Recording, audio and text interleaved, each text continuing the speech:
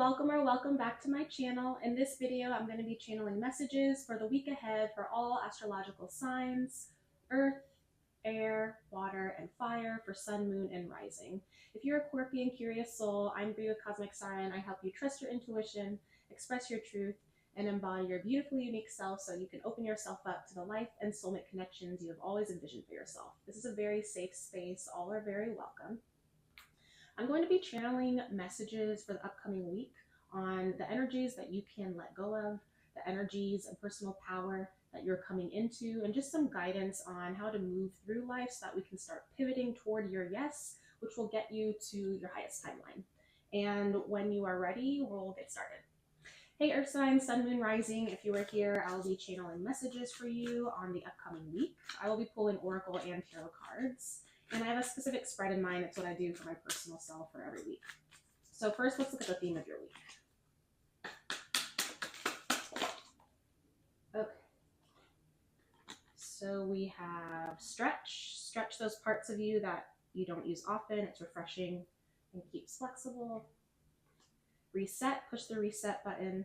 Things have been stacking up. Let's go back to basics. Refresh, set back, renew.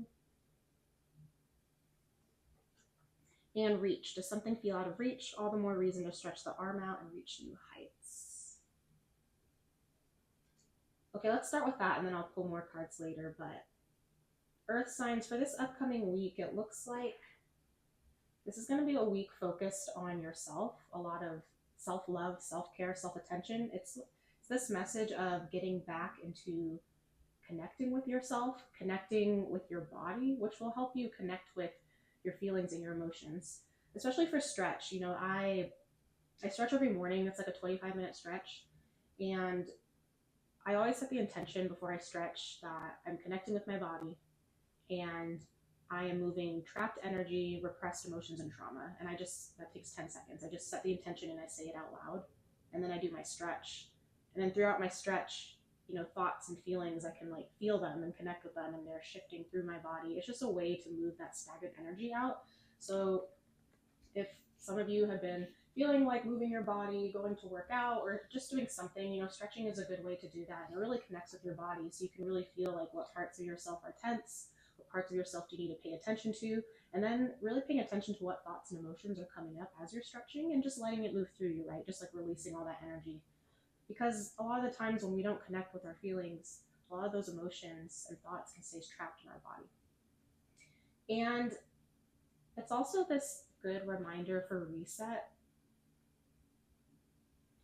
It's like getting back to the basics of a good routine.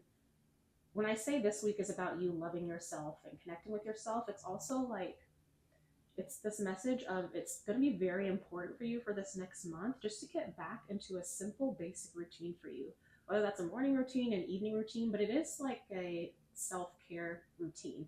And you don't have to make it dramatic, right?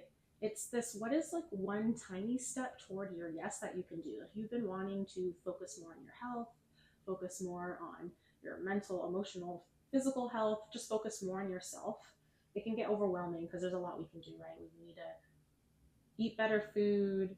Then we have to start thinking about, well, am I going to cook and stop eating out? And then we have to think about meal planning. And then I'm like, do I need to drink more water? Do I need to drink less coffee? Do I need to drink less alcohol? Things like that. And then you're like, well, I also need to work out. And I also need a journal, or maybe I need to go to therapy, or how do I handle my emotions? So there can be a lot of little steps, and then it can get really overwhelming. And then it's like, what is that phrase? Analysis paralysis. It's like when we have too much going on or a lot of tasks that we have to think of, then we feel like really overloaded. So it's just this message of when it literally says like, press the reset button, literally go back to basics, just start from zero. And you can make like little categories if you want. It's this message of just break it down into the simplest little basic thing. Like, what is one tiny step in your yes that you can do? For example, if you've been like the stretch, if you've been wanting to move your body more, if thinking about going to the gym 5 days a week is too overwhelming, right? Not that you need to go 5 days a week, but just saying some people's goals is going 5 days a week. That can be overwhelming. So like, what's one little step in your yes? That could be signing up for the gym membership this week. Like, that's one step. Or it could be, I'm going to go to the gym once I'm going to get dressed, go to the gym once, and just go on the treadmill. Or I am going to wear my athletic gear and then that's it, right? Because sometimes it can be too much. We can just start one. Like maybe you put your shoes by your bed and that will make you put your shoes on, right? You can set your athletic clothes in the morning and then you have to get dressed, right? It's like what's one little step you can do toward your yes. You don't have to go all the way. You don't even have to make it all the way to the gym. You could just get dressed in the clothes and that could be your one step, and then you can build on that and do something else, right? You can go for a walk down the street. So it's just this idea of push the reset button and go back to basics and start building a small little routine for yourself so that you can connect with yourself and your body, so that you can start loving yourself, because it's very important, right? If it's nutrition based, you can do one little step of like drinking a bottle of water every day and not having, that's your goal. Or maybe you buy fruit and you have one fruit a day. It's just like, what's one little step you can do? And for reach, does something feel out of reach? Again, that also goes with what I was saying is, for some of you, there might be a goal in mind, right? Like it feels like there's something that you want to do and it's right there. It's like on the top shelf and you're on your little tippy toes and you're like barely there reaching, and you can almost reach it. And it's like that feeling of you can see it, but it's not quite getting there, which can be a little bit frustrating. But it's that message again of what's a little step you can do that'll push you forward? Is there people that you can rely on to ask for help? Excuse me. Is there something you're not seeing? Is there like a metaphorical step stool that you can use, that you can like step up higher so that you can reach whatever it is that is on the shelf? But it's this message of don't give up just because it feels like it's unattainable, right? Like it may feel like it's unattainable, but it's not, right? We're co-creating with the universe. You deserve everything that you've ever wished for and imagined in your head because it's meant for you. You just have to trust that it's meant for you, right? If you really want something, if you like desperately desire something and it feels like it's just right there, it is meant for you, right? And don't give up, even if it feels like you've been trying and trying and that you're just out of reach. Like whatever you're doing, whatever steps you're taking, it is pushing you there. But it is this message of you might be straining or trying a little bit too hard, right? There's this idea that the less we try, depending on what it is, right? The more we embody and relax into ourselves and believe in ourselves, it has like a really big push and effect on us, right? We can get really stressed and feeling like, why isn't this working? What am I doing wrong? And so we're reaching and reaching for something, but we're constantly playing like a loop in our head of this isn't going to work. I'm doing something wrong. Why isn't it happening? It needs to get here faster. And those thoughts can really hold us back, right? They're very like limiting beliefs. And so it's this idea again of like just reset, hold on, connect back with your body, love yourself, believe in yourself, and just that shift in energy will support you in reaching whatever goal it is that you need to reach. But let's pull some more cards to see what else is going on here. We're going to pull an oracle card about what cosmic creature you can connect with this week to help you move through life and shift your life. I like this one because it's like another perspective in a way that you can shift the way you're living. Earth signs. Okay, so we have three again. So I was only supposed to pull one card for the first one and I got three, and then I was only supposed to pull one card again for this animal one, but I got three. So three is maybe significant for you. 333. Three is also about community, connection, celebration, support. So okay, we have cardinal. This can be about romantic connection. It doesn't have to be. Dragonfly. I think again of relationships, so this might be about relationships for you. And we have fox. I'll read the guidebook for the fox. Let's start with cardinal. So for cardinal, whatever this goal is that you have in mind, the one that you feel like is out of reach, two messages here. So when I saw this card, I immediately thought, because this does have a romantic connection association with it, but I also thought about the Cardinals, the football team. So some of you, it could be athletic based. Like there could be some sports or community activity where it feels like you're you know, you're just right there, right? You have like a goal. So it could be sports or community based, but it doesn't have to be. I just always think about the cardinal angry birds. But for others of you, this could be, it doesn't have to be romantic, but it is signaling a connection, right? A partnership. For the cardinals, let me just quickly go to the guidebook for the animals. The cardinals, there was a specific message in here that I'm thinking about. Let your passions drive you forward under the flurry of infatuation. Cardinals are a sign of loyalty and devotion, mating for life once they've found their partner. When a cardinal crosses your path, be on the lookout for anybody that appears in your life around that time. And they plant roots in the region, providing stability and safety as they raise their next generation. It could be a sign that you're ready to settle down and start your own family. It can also be a sign from loved ones who have passed. So it's just this, yes, so take any of that as confirmation, but it is just this message and confirmation for you that some of you, if it's a relationship that feels like is out of reach, you feel like maybe you've connected with someone and it feels like maybe it's just like it keeps missing. Like maybe you're like a yes for them during a certain period of time and it feels like you're the one reaching out and connecting, and then maybe when you pull back or you're thinking like, oh, maybe they're not feeling the same way, then it feels like they're the ones reaching out. It feels like it's like this message of like missing intentions, right? Like you're never on the same page, it sounds like, but this is a message that things will be start getting on the same page, that it will feel like you're connecting, especially when we talked about reach, especially when you're connecting back into your body. You know, if you're in the group that where this is about a relationship where it feels like it's just out of your reach, where it feels like, you know, you feel like you're trying and doing things, but it feels like it's not going exactly the way you planned, channeling that energy into something creative, connecting back into your body, right? You want to release all those emotions. There could be a lot of pent up emotions about like, why isn't this working out the way I want to? And you're being very stuck on the outcome, right? So again, connecting with your body, stretching and moving that energy out will be very helpful. And then for dragonflies, it's that idea again. This is about connection. I don't know why, but I don't know if I ever see a dragonfly for me alone. Whenever I see dragonflies, they're always like in their mating thing. Have you seen dragonflies mate? They're stuck together. They're like flying. They're like stuck like this, and they're flying. It's I see it constantly, and I'm like, what does this mean? What's going on? But that's what I feel like. Again, it's like this idea of the dragonflies. You know, dragonflies are very unique, and when they find their partner, their person, you know, whatever this relationship is, whatever the dynamic is, you know, they're holding on and they're connecting, right? It feels aligned. It's just another message about connection, right? Let's just take a little from the guidebook. You're being asked to adapt to the circumstances at hand. Change is coming, whether you like it or not.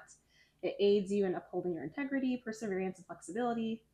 It comes as a reminder of your higher power. Once you get the hang of these cycles, you too will be generating your own flight patterns, will be able to navigate these curveballs with ease.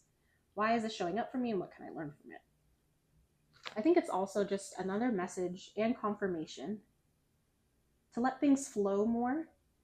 It's this idea of when I was saying, like, when you're like reaching for something, when you're constantly wondering why it's not happening, you're stuck in an outcome, right? It's like you're stuck in a very specific way that something has to happen. But if you were to just surrender and connect with your body and let those emotions go and flow and be more like a wave, right? Like an ebb and flow, like just connect with yourself and let things be. It's hard to say that. It's like we don't want to control or think about a specific outcome, right? We want to have goals, right? We want to have desires, but in the way that they happen, there could be a million ways something happens, right? It's like one of those mazes, right? There's many different ways to get to the end, but there are multiple ways to get there. So don't be too caught on the very specific path to get there, because there might be other paths that are working its way toward you that you might be closing yourself off to, right? That might be actually more easier for you, more easeful, right? If it's easeful and feels good, that's the way to go. If there's a lot of resistance, if there's a lot of pain, and there's a lot of like, it just doesn't feel good, that's a sign for you to listen to your body. And I wanted to read the fox fully,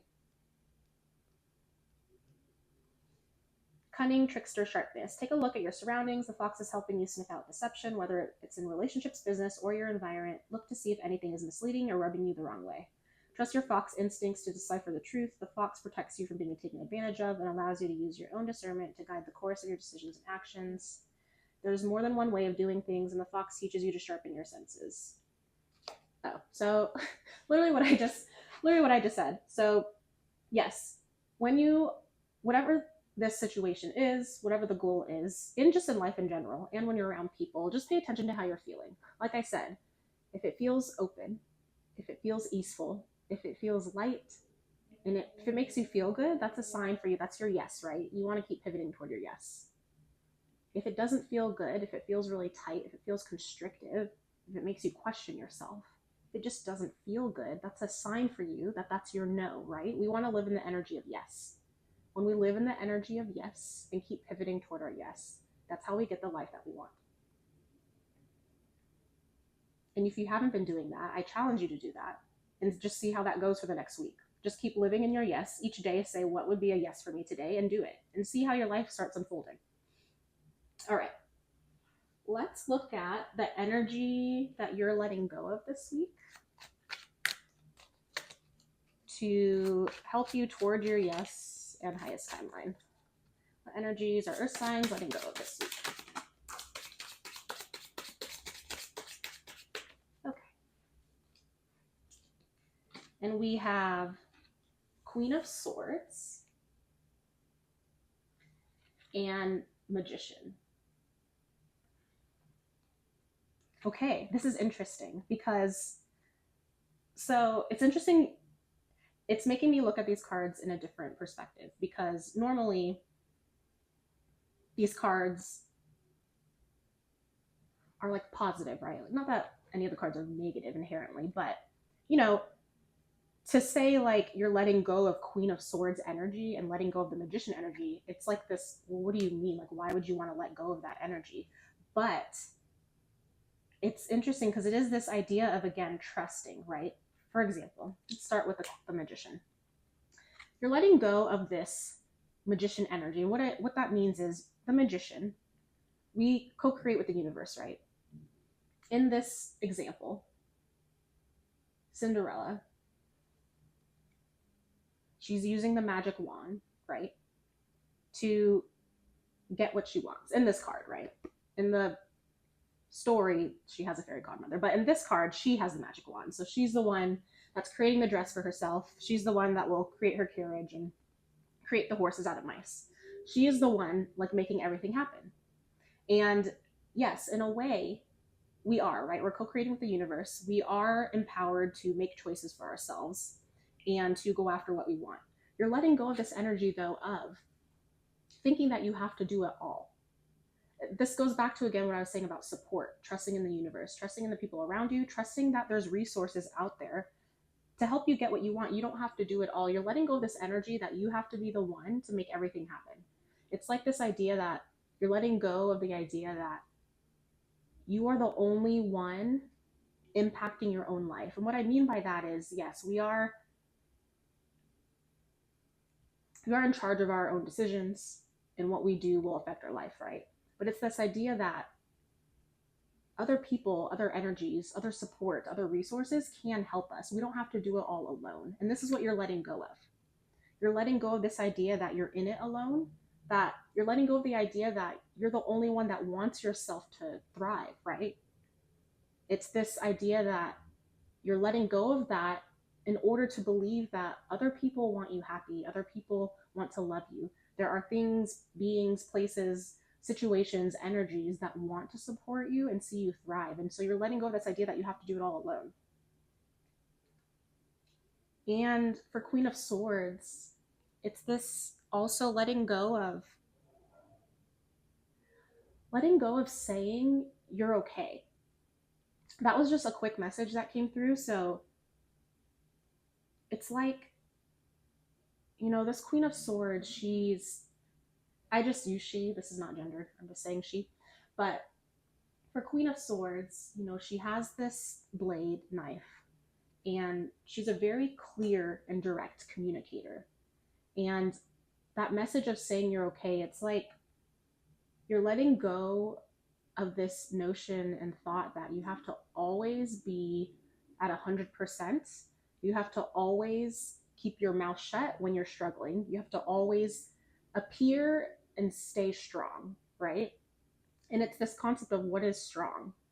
And so you're letting go of this idea that in order to be respected, in order to be valued and viewed as worthy, in order to be seen as a leader and a guide, you're letting go of this idea that you have to appear in a certain way that makes you think you look strong, right? There is this idea of you're letting this go so that you can show up more vulnerably and just authentic to your feelings. It's okay, whatever you're experiencing. It's okay if you're feeling sad, mad, upset. You don't have to say you're okay when you're not. You can be honest, right? You can be honest and just say, hey, I'm kind of struggling a little bit. I'm doing my best, but I'm struggling. And that's honest, right? You don't have to say, yeah, I'm doing fine. There's a difference, right? There's a difference in that energy. You're letting go of this. It's again to that support. You're letting go of this idea that you have to do it all, that you're the only one that wants yourself to succeed. You're letting that go. And you're letting go of this idea that you have to say at all times that you're okay, that you have to shove it in, that you have to appear a certain way, stoic or something, when you're not. And that goes again to support. You're trusting the people around you, right? You're discerning. Whoever is around you, your loved ones, if they're the ones asking, you know, how things are, if they're talking to you, you're letting go of that. You're letting go of that idea that you need to be and portray yourself as someone that's not authentic to how you're actually feeling. You're trusting them more. You're trusting them to hold space for you, right? You probably are used to holding space for others and being that support for others, but now you're letting go of that and you're accepting and coming into more that you have safe spaces, you have people and places and energies that can support you just the way you support them. All right, let's see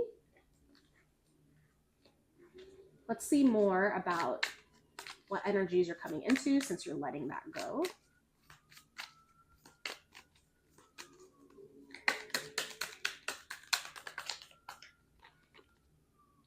I tune out negative people and thoughts. And we'll pull one more. Oops. Okay, well. I am supported. Oh, beautiful. You see the wings. You are divinely protected and supported. I am ready. And I reveal my truth. Yes. I already said that. Let's quickly talk about these because we've already discussed these, but you are divinely supported. You are divinely protected. You are also supported by your friends and loved ones, right? We already talked about that, but this support will help you fly. It'll help you expand. It'll help you shine. It'll help you grow. You don't have to do it all alone. I reveal my truth, right? And this is what I was saying about you're less of how you should be and more into how you just authentically are. It's not like you're being negative. It's not like you're quote unquote trauma dumping. It's not that. It's just you're being honest, right? Your words are matching your heart. Your words are matching your actions. You're revealing your truth. You're revealing what's going on. And you're ready. You know, this message, some of you are hiding, right? You're hiding behind your hands. You're hiding behind a screen. You're hiding behind something, right? I don't know what this is. This could be career focus, passion focus. This could be for a relationship. This could be yourself in general, but it's just this idea that you've held back. You've held back your voice. You've held back who you are. And it's not like you were fake. It's just like you're dimming your light. You're diminishing, right? It's like for some of you that don't like to stand out in a crowd, and so you wear more neutral, modest clothing or something like that. Anything to blend in. It's like, this is a message for some of you, like you blend in a lot because you don't want to be seen, right? But this is different. You're ready now. You are ready. You have to be seen because your voice matters. Your feelings matter. Your words, you have no idea, or you do, but your words have such an impact on others. Your energy has such a positive impact on others. And hiding yourself is a little selfish, right? Just think about all the people, think about all the energies that aren't able to connect with you because you're hiding yourself. Like, what does that mean for you, right? Think about that. You're doing a world a disservice by not shining brightly and painting the world your color, because your color is beautiful. And I tune out negative people and thoughts. This is a great reminder to not compare yourself to anyone else. You are special. You are unique. Your energy is so supportive and so loving. And not everyone has been able to connect with people like that, to connect with energies like you that are so open and curious and loving, right? And people may have a hard time understanding that energy, right? A lot of times people, differences can make them lash out negatively. It's the only way they know how to express that uncomfortable feeling of, what is this? I don't know what this is, right? And you don't have to take that in, right? You know how you are, you know your intentions, you connect with yourself, your loved ones know, your family, friends, whoever know you. So just discern which people you want to listen to. And at the end of the day, you have to listen to yourself, right? Be yourself, shine yourself. And for those people that can't appreciate your energy, just push them away and just keep shining brighter, right? Because when you shine, when you're authentically yourself, you will blind the people that don't want to see you or appreciate you. But then you will be radiant and shine brighter for the people that really need you, right? That really need your energy. And it'll help those people that are at your frequency come to you, right? That's how they find you. All right. And to close out, well, I'll pull this card and then we'll close out with a few more messages. But this is a self-care activity you can focus on this week to help integrate these energies.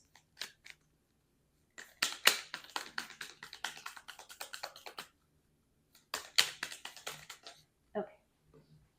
And we have gift. Let's talk about this a little bit because some of you, I was just hearing like gift, like what the heck?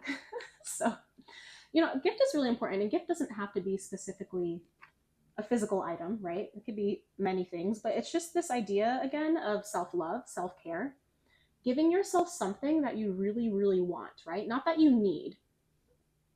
For example, I heard like vacuum cleaner. So like some of us can be like, oh, we need a new vacuum. That'd be a nice gift. Like, yes, that's valid. But no, something that you really want, that you really desire, right? If you're feeling very secure with where you are, you're feeling happy with where you are, what's just something extra that you really want? That'll just make you happy. That'll light you up inside.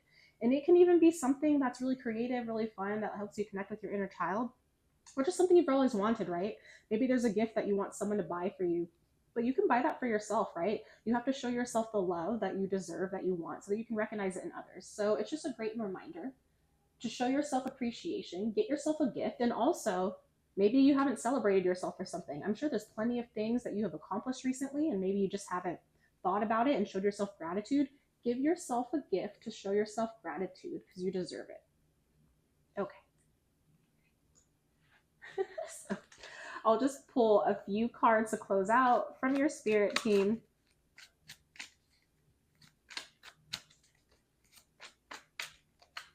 Any closing messages they have for you this week?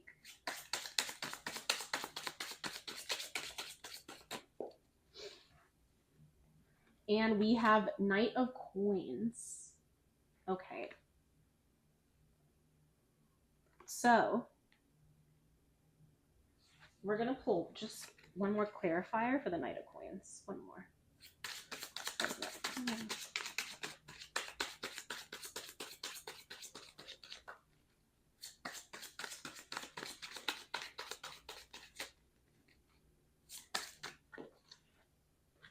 Oh, King of Coins. Okay.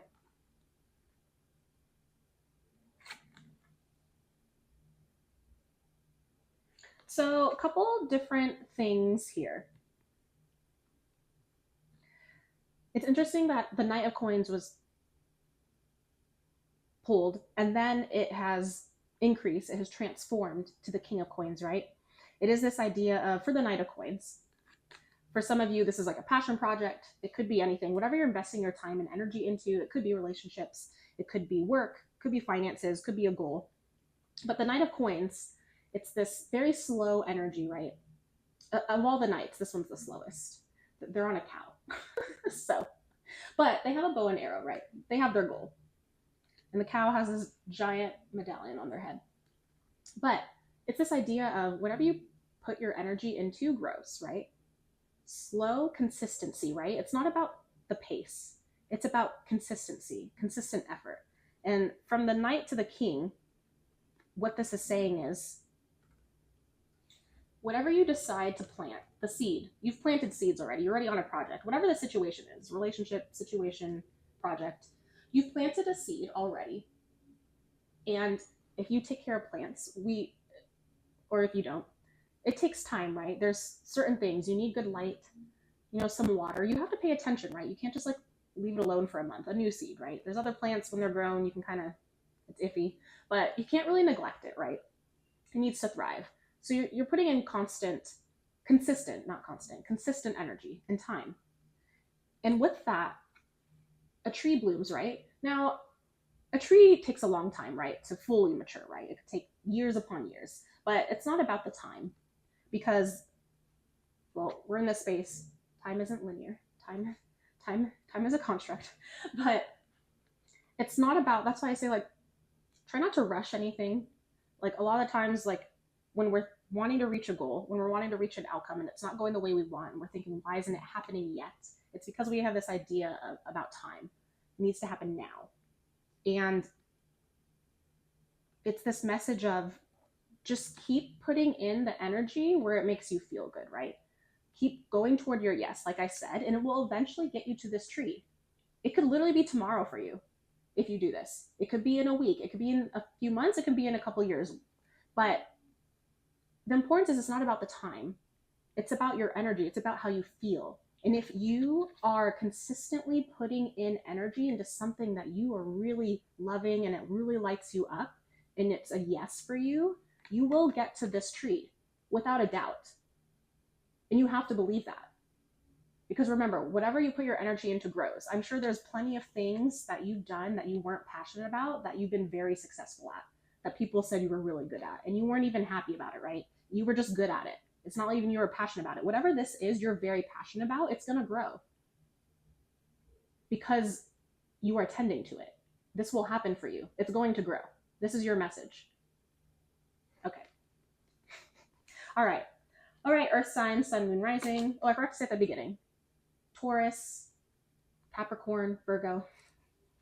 Those are all the messages that I have for you. Thank you so much for connecting with me. If you need help connecting with the energy behind your own yes and no, I am launching a course to trust yourself. It'll get very clear. I'll go with you step by step on how to connect with your energy of yes and no, how to connect with your feelings, the difference between your ego and intuition. I'll help you heal a bunch of shit and heal some patterns that you still have from childhood, all so that you can live the life you've always dreamed for yourself, open yourself up to all the connections that you have, and how to quantum shift your life.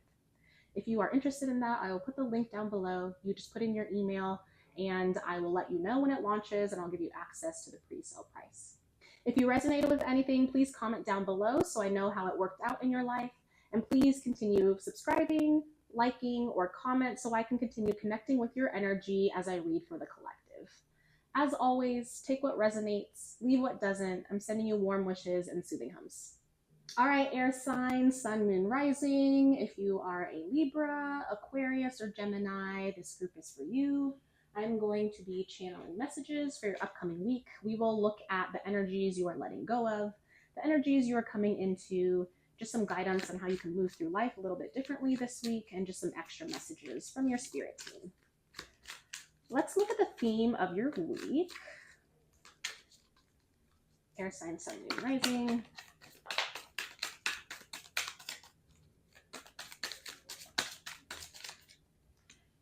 Okay, we have touch. Connect to your senses to feel safe and grounded. Look outside. Maybe we've been staying inside a box. What's outside? What's possible? Okay. A little bit similar message to earth signs, with the feeling of touch, connecting with your senses to feel safe and grounded. And this is a good message reminder for some of you. If, depending on how you've been feeling the energies the last couple weeks, maybe it's like this energy of feeling kind of like overwhelmed or like skittish. There might be like a lot going on. You might feel like a little bit, for some of you, like a feeling of floating. Like for some, it might be a little bit overwhelming, but some of you, it's not overwhelming. It's just like you're floating a little bit. It feels good and you're floating. It is that message to ground. Like, what practices do you have in place to ground yourself down? And this is just touching your body and feeling safe and grounded, but you can go outside, connect with a tree, connect with some grass, put your feet on the ground, take a few deep breaths, and just ground yourself and just connect with the earth, connect with the ground underneath you.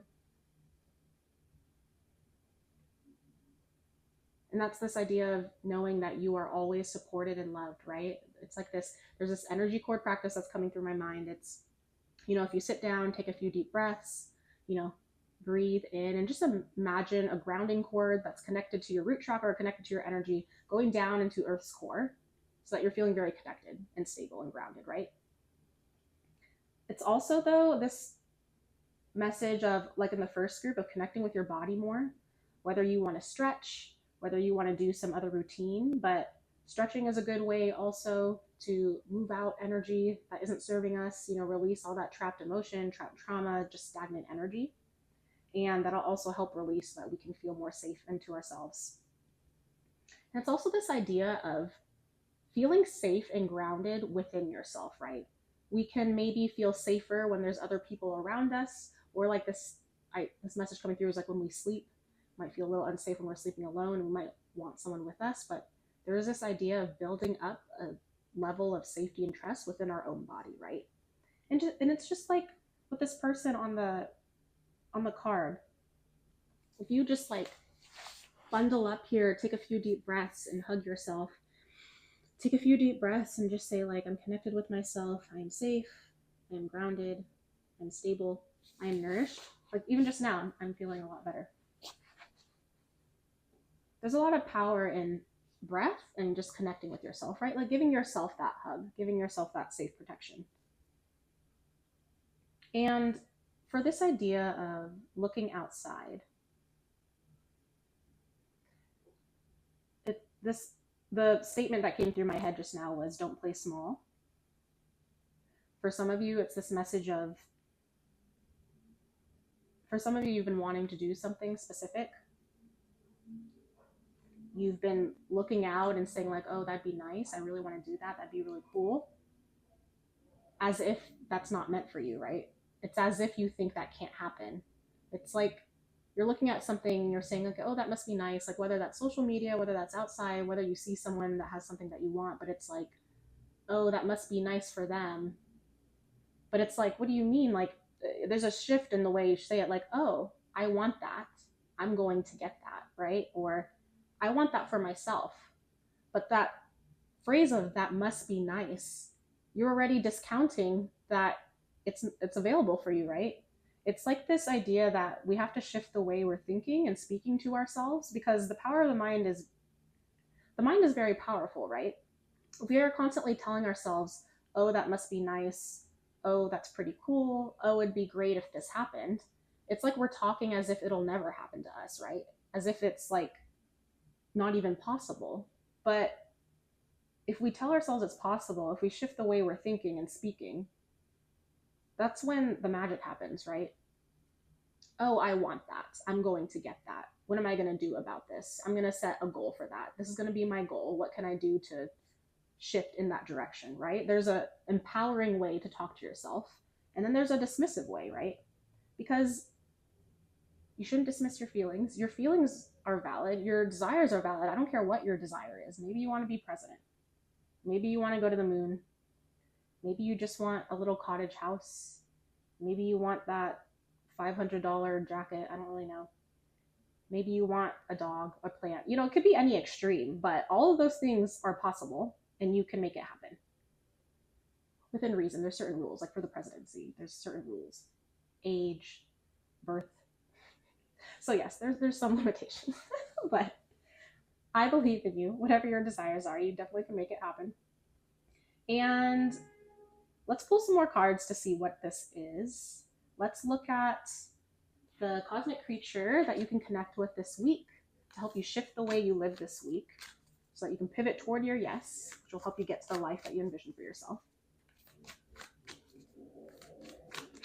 Okay, what cosmic creature can air signs connect with?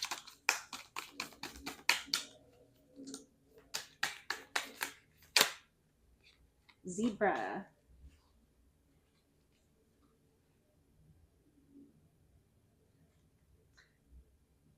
This is the thing about zebras. They're very unique, right?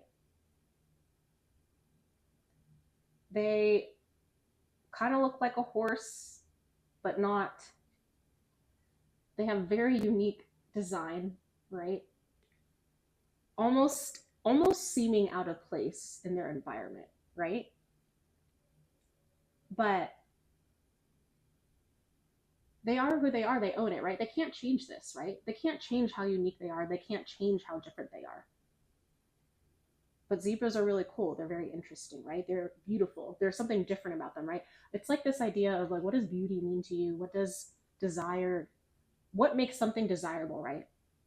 There's so many people in the world with so many different creative like lenses. Like for example, like I just saw Beetlejuice and Tim Burton, like I love the way he views things. I love his style. I love the way he thinks. I like dark fantasy and weird things. So if he ever was like, this is too weird and different, it is very weird and different, which is definitely my frequency. But if he was comparing himself to others, if he was like, yeah, this isn't going to work because I don't see this, whoever I compare myself to, it's not like this, so I'm going to change myself.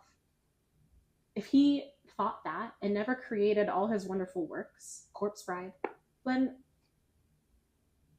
I wouldn't have had a director that I really vibe with, right? I wouldn't have had, a lot of us wouldn't have had that experience of being able to view this beauty, this work, right? This movie in a way that connects with something in ourselves, right?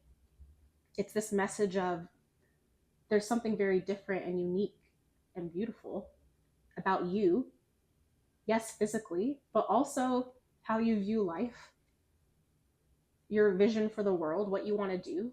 And that's important. You shouldn't change it. Don't stay inside a box. Don't compare yourself to others.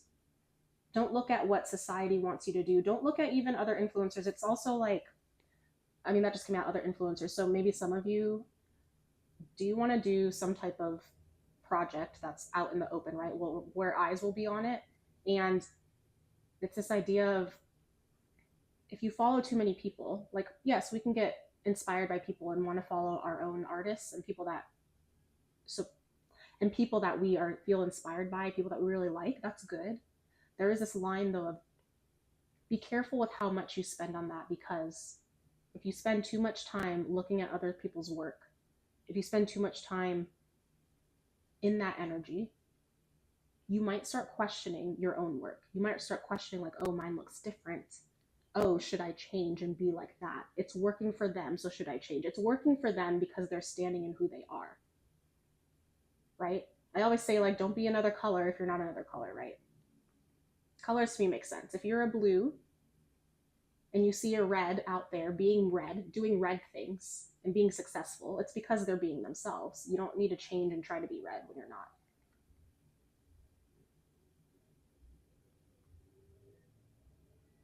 This zebra, it's also this idea of grounding, right? Grounding into the ground, stable. It's like this message of, yeah, when I said go out in nature, this is a message for some of you. Some of you do need to do this. Go to a park, go to a tree. I don't know if any of you have actually like sat on a tree, like by a tree, or like touched a tree or hugged a tree. It's very powerful. Go do that. That's a message for some of you. Just sit down, breathe, take some deep breaths, connect with your body and say, I am safe, I am grounded. Literally talk to yourself and say how much you love yourself, how much you are proud of yourself. And if you want, you can ask the universe, ask your guides, ask whoever you believe in, ask in the energies that be, just for support and guidance. If there's a question that you have, if there's a path you want to take, just ask for that and just see what comes through.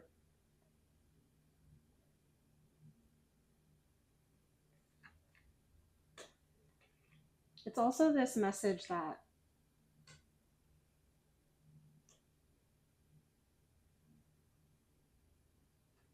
I think I said this to the first group. It's like if you hide yourself, if you try to change yourself, right?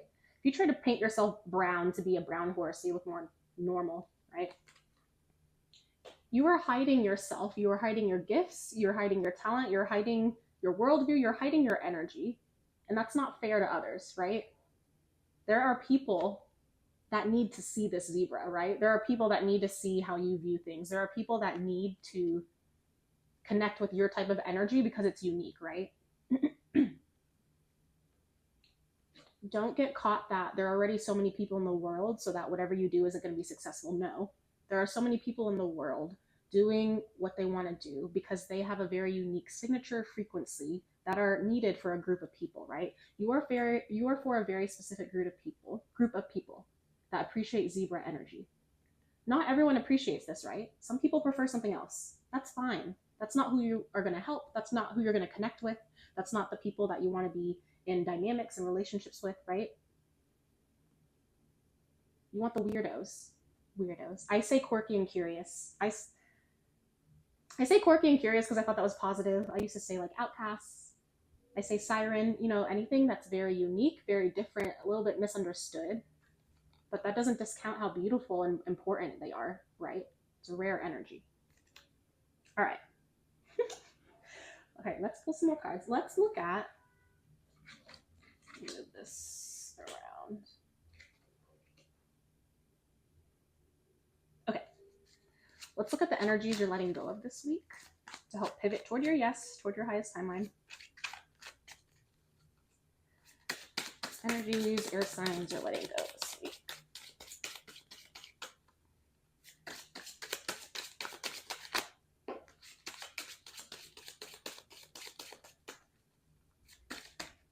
Okay.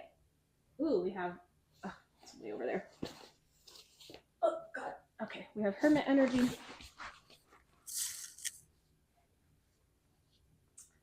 And we have Two of Wands. And, Five of Swords.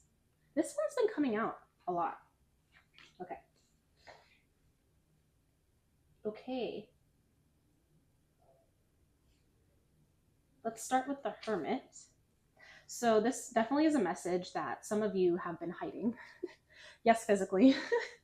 But you're coming out of this Hermit energy, right? Like some of you may have kept to yourselves, whether that's being in your own energy, maybe not connecting with as much people and places for whatever reason, right? Whether it was because you were feeling overwhelmed and tired, whether it was because you were trying to soul search and connect with yourself. But it is this, you're letting go of this Hermit energy of, again, the first group, the earth signs, there was this idea that they were taking everything on themselves, right? They felt like they had to do everything for themselves. They have to be alone. But they were coming into accepting support from others. But this similar idea that you're coming out of this energy of being alone, wanting to be alone. Maybe you've like connected with yourself and you know yourself better and you're able to reserve your energy. Maybe you are aware of your social meter a lot better. It's like that. I'm thinking of, I have friends that they just like are constantly doing something and it exhausts me just thinking about it. They're always like, oh, I spent time with this person.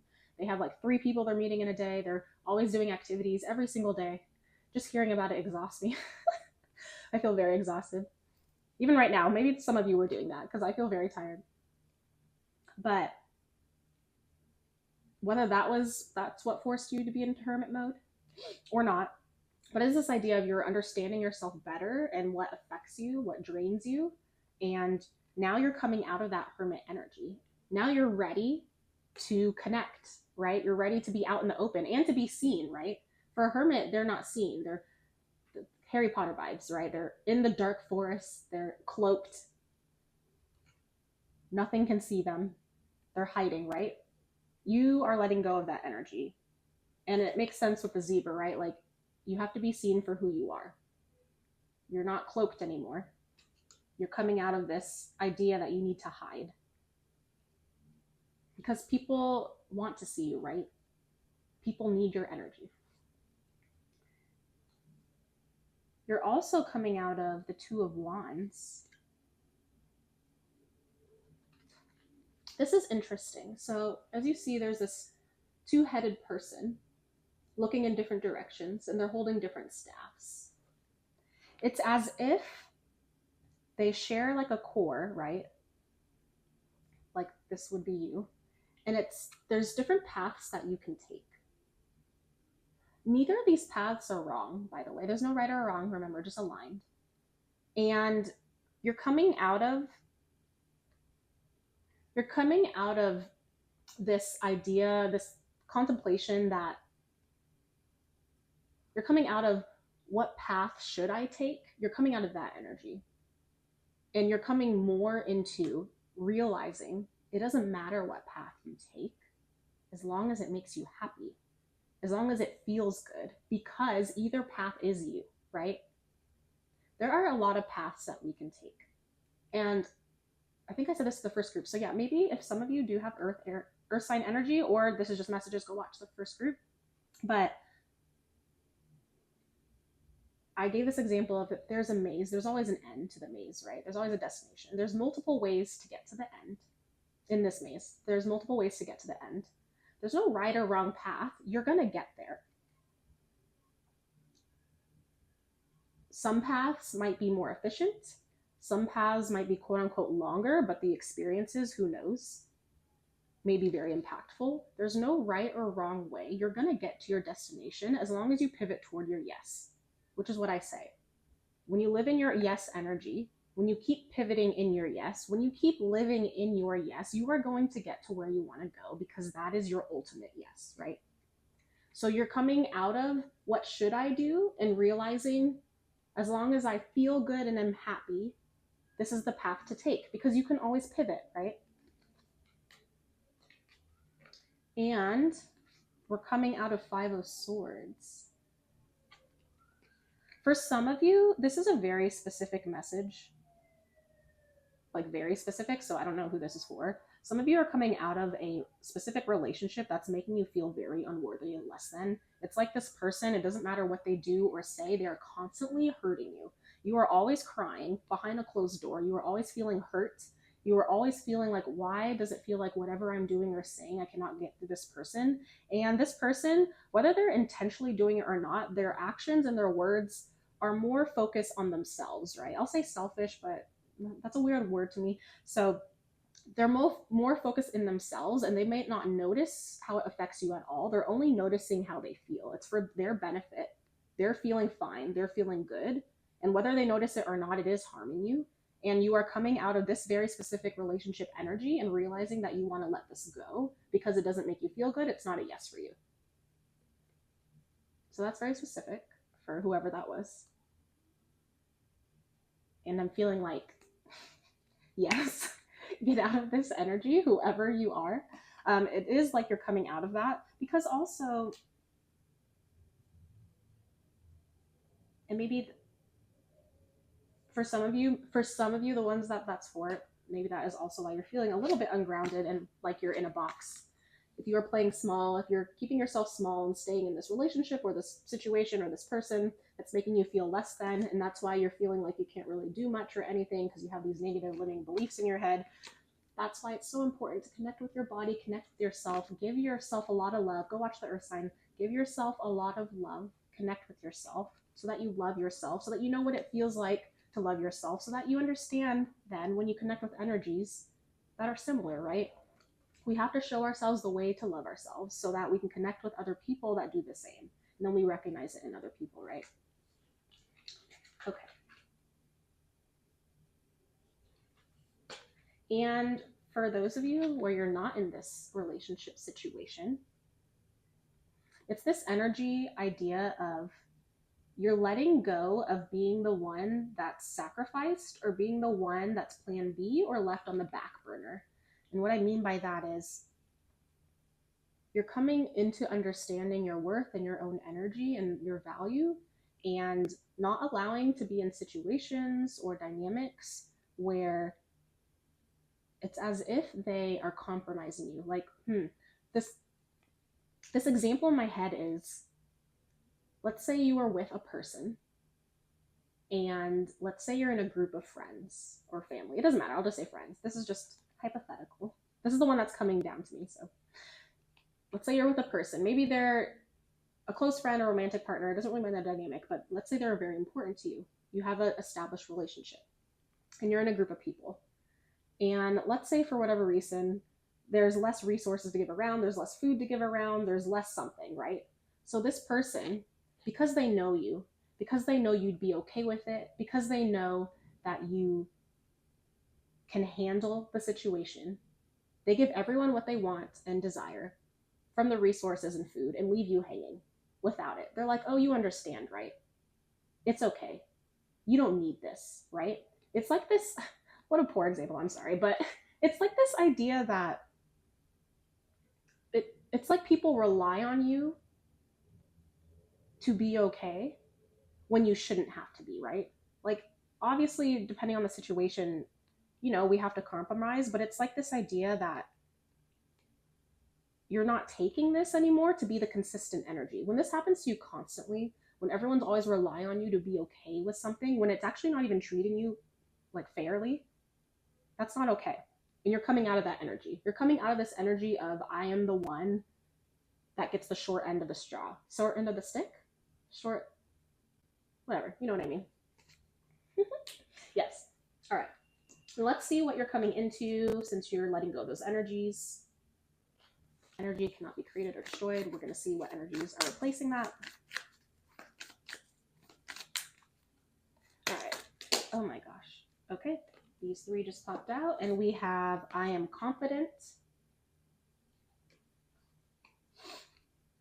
I am a healer. And I am abundant. Taurus. Okay, let's move this.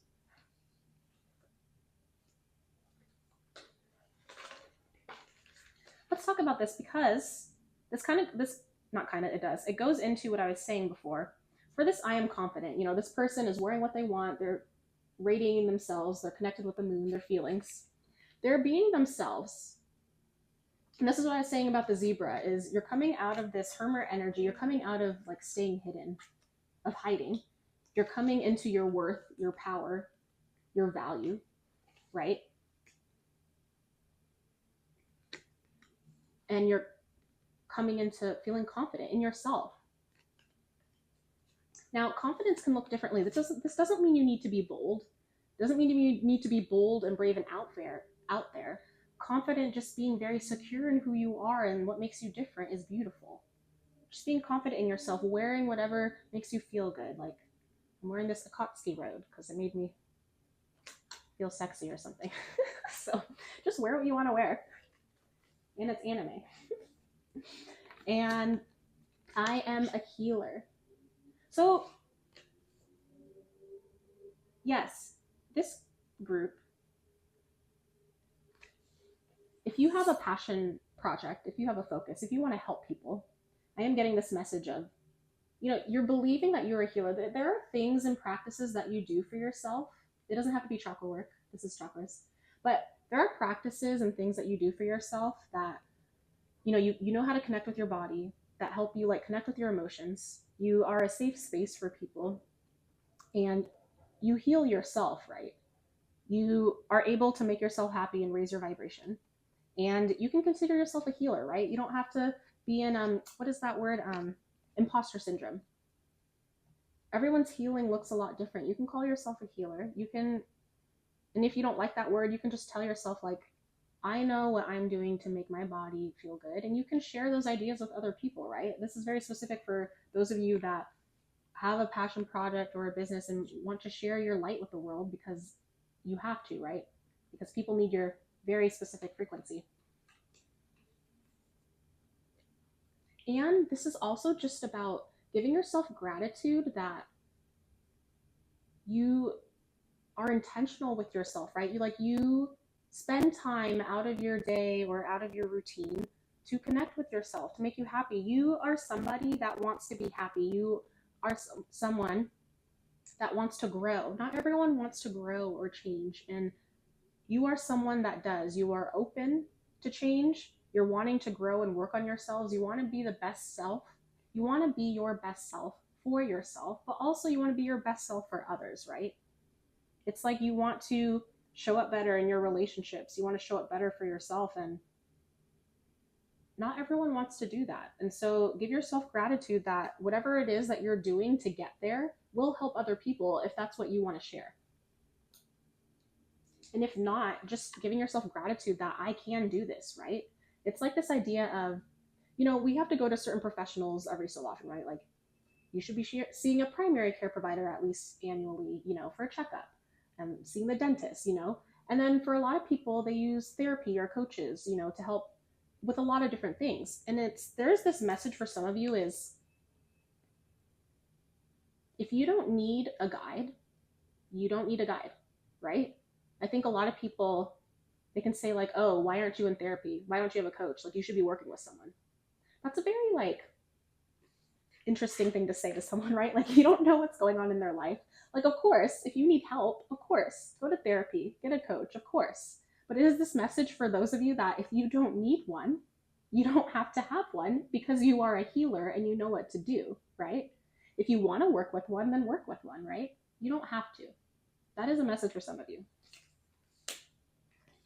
And I'm abundant. Yes. You deserve everything that's coming to you. You deserve everything that you envision. Whatever you're envisioning in your head, the life that you want, I want a place by the ocean. I want fresh fruit every day. I want big open windows. I want a big bed, a big bathtub. I want a gemstone bathtub. I want a dream job where I can relax and work when I want, sleep when I want, whatever it is that you want. I was naming some things I want, but whatever it is that you want, you do deserve it. If you can imagine it, you deserve it, and it's coming to you because you deserve everything. We co-create with the universe. We get everything that we want and more, if you believe it, and if you pivot toward your yes. If you have something in mind, if you have a goal in mind, let's say you have a dream house in mind, something, and that's a fuck yes for you, then just take one tiny step toward your yes, toward your dream house. Start Pinteresting, start looking at pictures of what you want it to look like, right? Start envisioning yourself in that home. Start doing the things that you would do in that home. Like, do you imagine yourself, I don't know, cleaning, dancing, whatever? Start doing those activities. It's like you have to embody and become the person that you see that has the thing that you want. And then you'll be that much closer to it. If you want to connect with the energy behind your yes and no, if you want to quantum shift your life, if you want to heal a bunch of your patterns so that you can open yourself up to the life that you envision for yourself and to the connections that you envision for yourself, so that you can connect with your intuition and not have your life ruled by fear and your ego, I am launching a course on doing all of those things. I will put the link in the description box. You can put your email and I'll let you know when it launches, and I'll give you access to the pre-sale price. This will help you quantum shift your life. All right.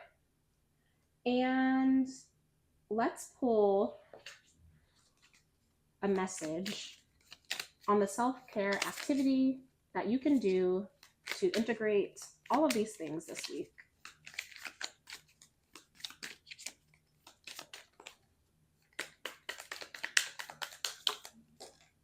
And we have tea.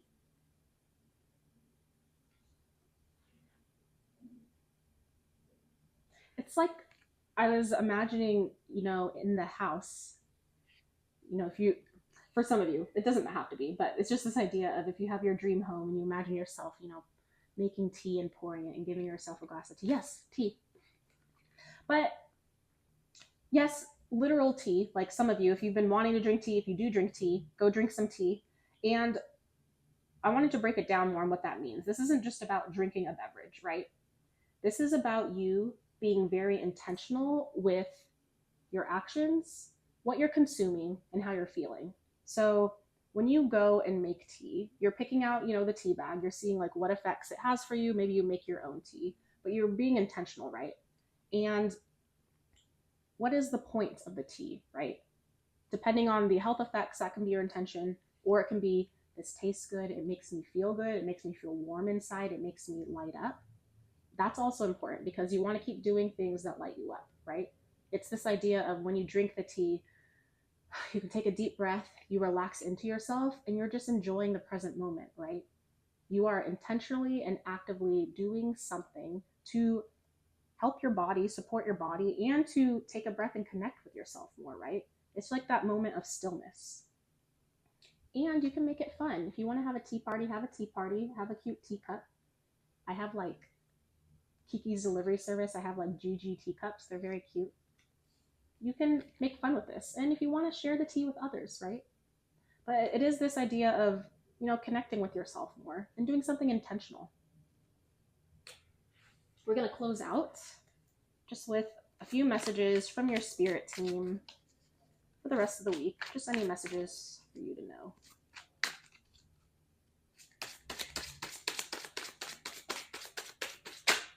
Oh, God. Okay. I dropped all my cards, but you did get strength. I'm just going to reshuffle.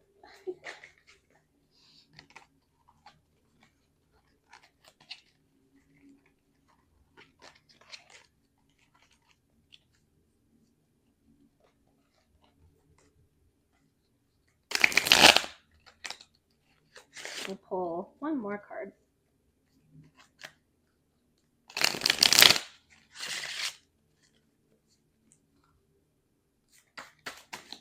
Okay. And we have the Hierophant.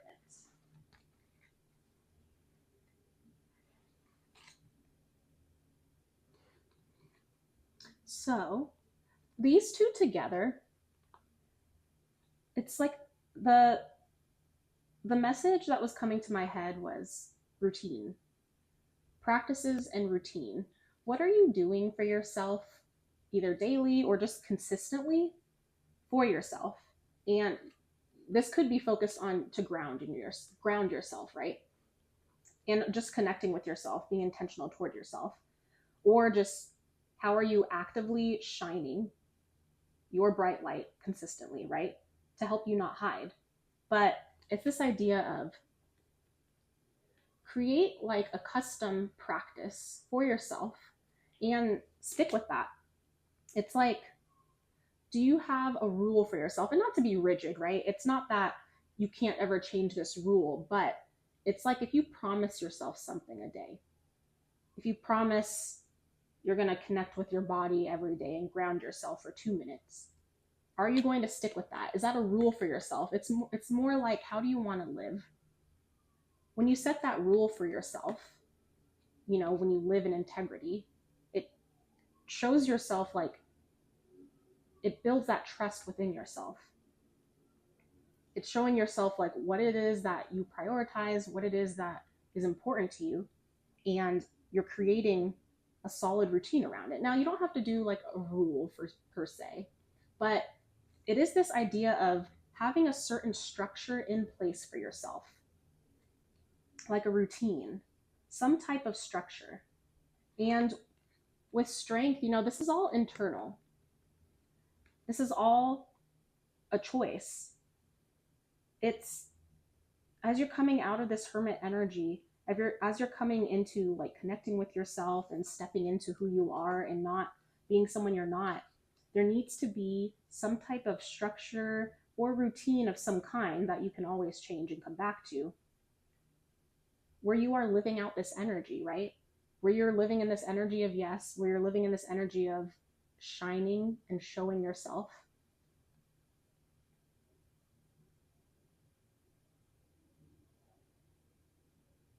Where you are connecting with your body and grounding yourself, right? It's just messages from your guides of creating some type of routine. And it can be really small, like the tea. You can drink a cup of tea every day, and that can be your routine. And then when you drink your tea, you can connect with yourself and your body and express your truth in whatever way. But it's like this idea of how do you want to show up for yourself and creating a routine for that. Whatever that may mean for you. Take what resonates, leave what doesn't, right? And sticking with it, right? Strength, internal strength. No matter what's going on around you, no matter like how busy it gets, whatever your priorities are in life, there could be a lot going on. But it takes a level of internal strength to direct that energy toward yourself consistently so that you can keep showing up, right? All right, sorry if that was too abstract, but that's the energy, that's the idea. All right, well, thank you so much for connecting with me. Those are all the messages that I have for you. Please continue subscribing, like, or comment so I can connect with your energy for the collective readings in the future. And if anything resonated for you, please comment below so I know how it worked out in your life. As always, take what resonates, leave what doesn't. I'm sending you warm wishes and soothing hugs. All right, water sign, sun, moon, rising. This video is for you, Scorpio, Pisces, or Cancer. I'm going to be pulling some oracle cards and tarot cards to see about any messages coming through for this next upcoming week. We will look at the energies to let go of, the energies that are coming into you, and we'll look at some guidance on how you can shift the way you live for this next week to help pivot toward your yes, toward the life you envision for yourself, toward your highest calling. All right, let's look at your theme for the week.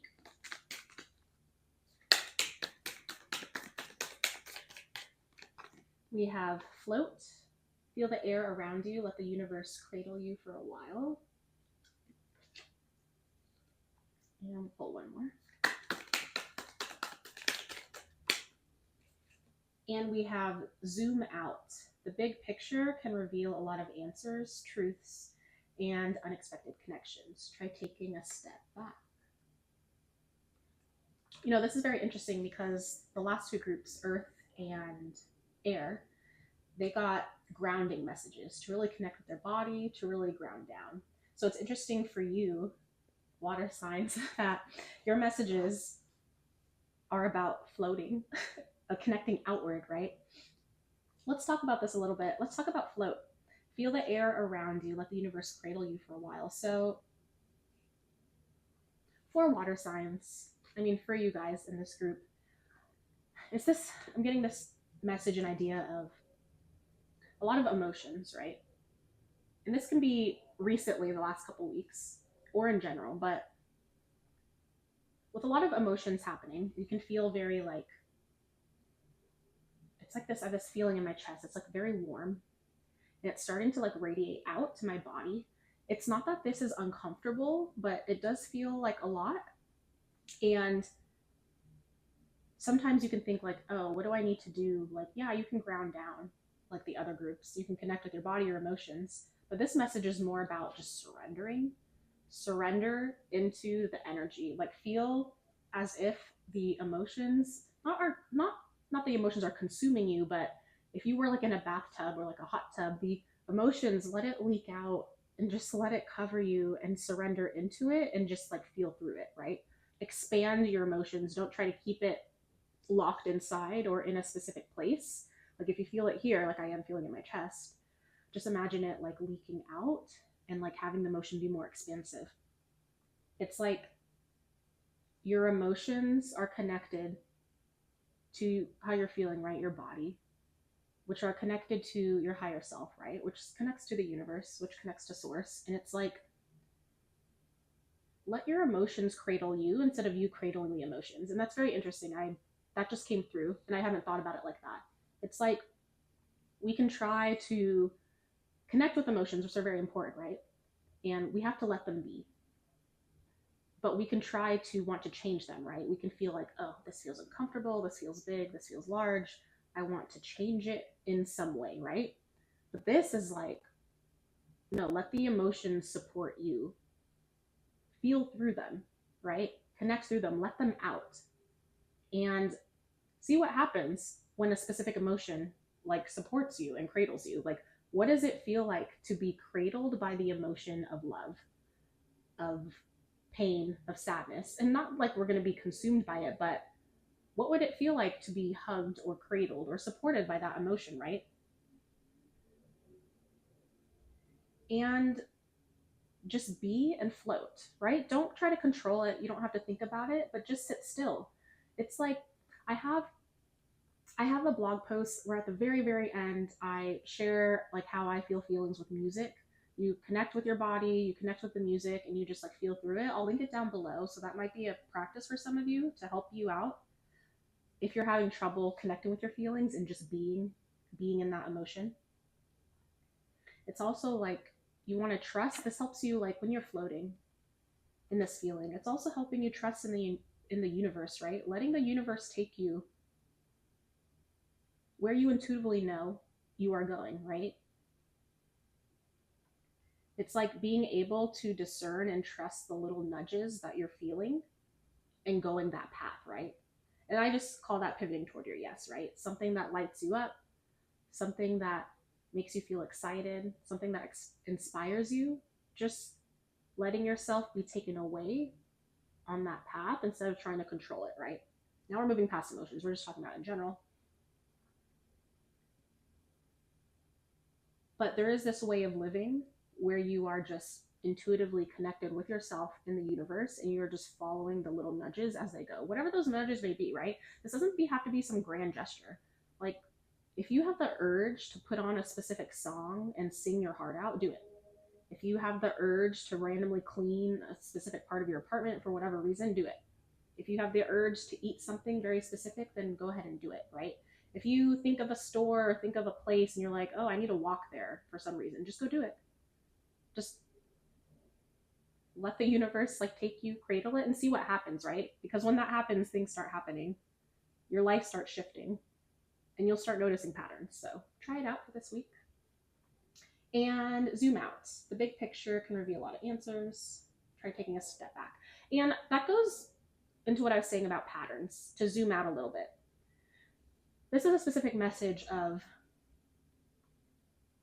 if you are stuck, if you are feeling resistance about something, it could be anything, right? It could be a relationship, it could be a specific action, passion project, it can be career, it can be anything. Your focus is very specific and small, right? On this specific thing. Not that this thing is small, but your focus is very detailed. It's important, this message is, take a step back, detach, zoom out a little bit and ask yourself why, right? What is the bigger picture here? Why am I, look, for example, I'm thinking about a person, for example. For some of you, you might be caught on a very specific person and the resistance or the connection, whatever's happening. And you can be so caught on why it's not working or aligned on the way you want it to go, which is valid. But for zooming out, it's okay, like, you understand and accept how you're feeling. Pause, zoom out, detach, and say, what's going on here? Why do I want this to play out this way, right? Why do I want this specific dynamic to end up like this? And whatever that reason is, right?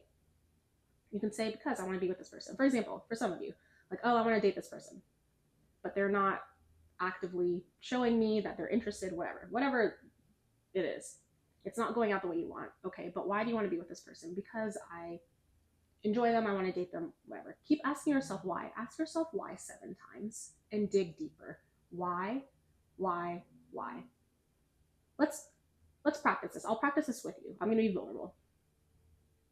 I'll think about a situation in my life that connects with this example so I can show you. Okay, so I have a person in mind. They're like a newer friend. I really connect with them, like on a soul level. They're definitely like a high level soulmate. And so it's not going the way I hoped it would go. It is what it is. But I have to ask myself, which way do I want it to go?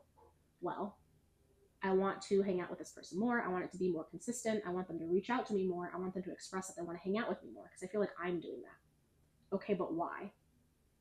Because I want to feel like they care. Why? Because I want to know that they feel the connection that I feel. Why? Because I want to know that I don't feel like I'm crazy or that I'm not making this up. Why? Because this is a very strong connection for me, and I want to know that my feelings matter, that this isn't all made up in my head. But why do I need this person to prove that to me? Why do I need this person's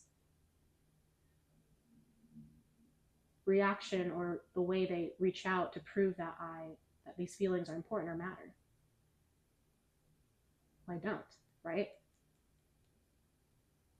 I don't need these person's actions to prove that my feelings are real. My feelings or my connection or how I view the connection is valid, right?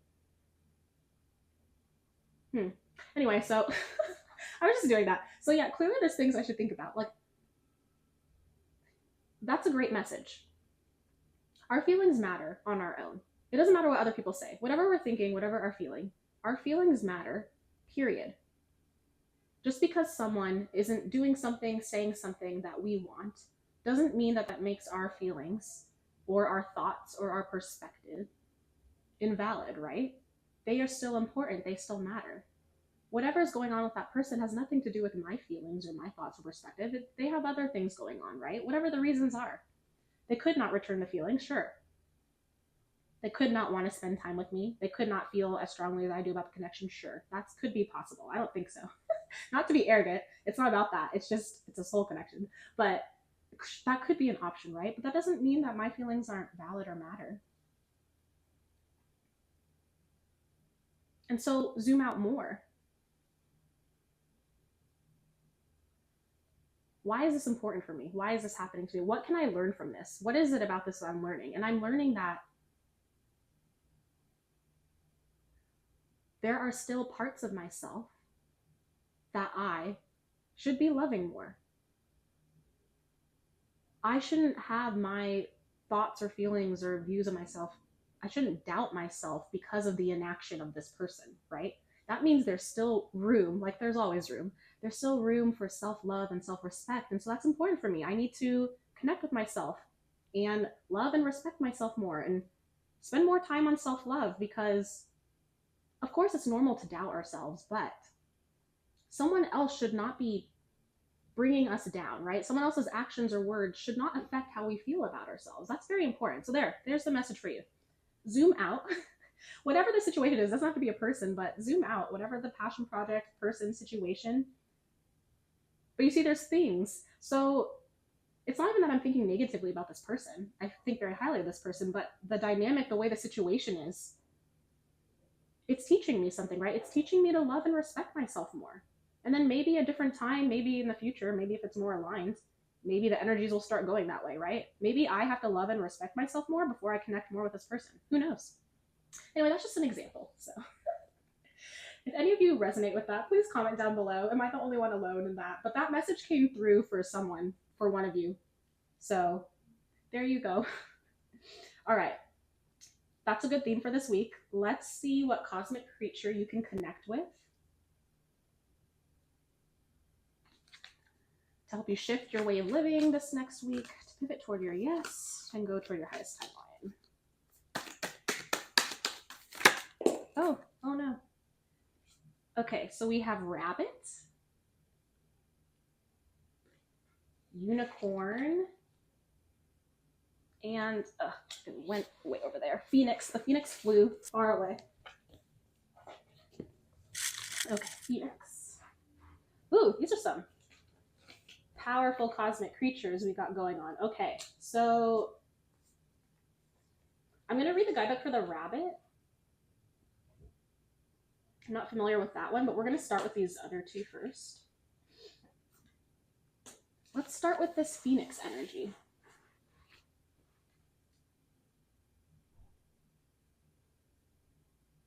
You're getting a lot of air, like air and fire signs, which is interesting because you're water. So I don't know if you have air or fire in you. Maybe watch those.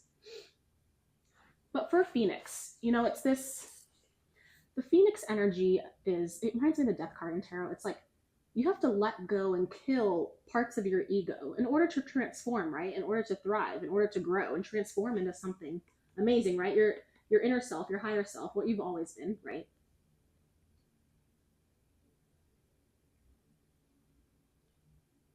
So for this next week, let go of old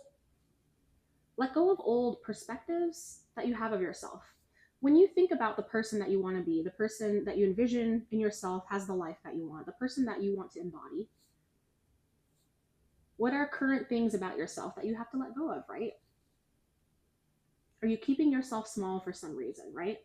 Maybe like the person that you see is very bold in like the way they dress, for example. Maybe they wear like bright colors. This is just an example. And the person you are now, you wear very neutral tones. You like to blend in, right? I said this for one group. I don't remember which group, but maybe earth signs, you might want to watch that one. And so the person that you want to embody, the person that you envision yourself as, is someone that dresses very boldly, and that stands out, right? That doesn't hide. The person you are now blends in. So you have to let go of that part of yourself that you are someone that blends in, right? You have to start thinking, I am someone that shines. I am someone that wears bright colors. I am someone that's bold, right? And that's just an example. There are plenty of parts of yourself, but what parts of yourself do you need to let go of? Do you need to kill, quote unquote? Let go of with love in order to embody and bring in the energies that are coming into you. And we'll get into that. For the unicorn energy, your energy, very unique, very rare, very special, very different, very magical. And you have to embrace that. I think group 2, the air signs, got this. They got a zebra, which is similar. Unicorn, zebras, they're very different, right? They're very unique. They look very different. But I'm thinking of the last unicorn. If you haven't seen it, go watch it. I think it's on Netflix as of this moment. Who knows? But on the last unicorn, this unicorn, they could feel intuitively that there were other people like them, right? Other unicorns. But there were none around. They were told that they all died or they were all gone. And so they go on a journey, right? They trust themselves and they go on a journey. But they never stopped not being a unicorn. They never stopped being a unicorn, right? Well, technically. Go watch it. This is just a message of, standing true to who you are, embracing what makes you unique, and not hiding yourself, right? And also not letting yourself be, not used. The word used and abused came. That's not, that was just a message for somebody, but it's more like you have to discern who has your best interests, right? This isn't an ominous message. It's just your energy. I want you to understand and know and acknowledge that your energy is very different. It's very special. When people connect with you, there's this sense of, it's like magic, right? Like when people connect with your energy, there's something different, right? They feel differently. Something shifts. It's like there's inspiration or excitement. You are someone that makes people believe, right? Maybe people lost a part of themselves, lost what it means to be in touch with their inner child, lost the idea of magic in the world, right? But for you and your energy, you have such a loving and supportive and bold energy and magical energy with the unicorn, mysterious energy. But it's like, not everyone can be around you, right? Not everyone deserves to be in your special energy, right? And this isn't putting you above them. It's just you have to pay attention to your own energy and who gets to be around you, right? There's so many people in the world, and it's important for you to pay attention to the energies that are draining you, the energies that are making you question yourself, the energies that are making you value your worth, right? And getting very real and maybe letting those connections, letting those situations, letting those energies go because they're not supportive of who you are. And who you are is someone that is very loved, very, very celebrated. People will not shy away and tell you how amazing you are, how beautiful you are, and how much they want to connect with you, right? Let's read the guidebook for that rabbit.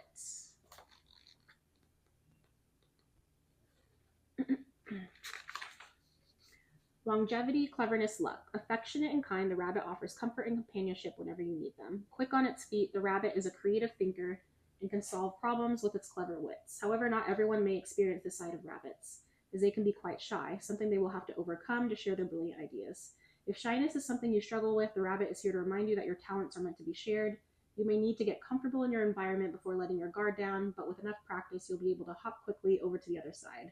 Rabbits are resourceful and store food away in their burrows during cold winter months, not only surviving but thriving and reproducing at rapid speeds. Because of this, rabbits are viewed as abundant and fertile creatures. Summon the rabbit whenever you need to amplify your luck.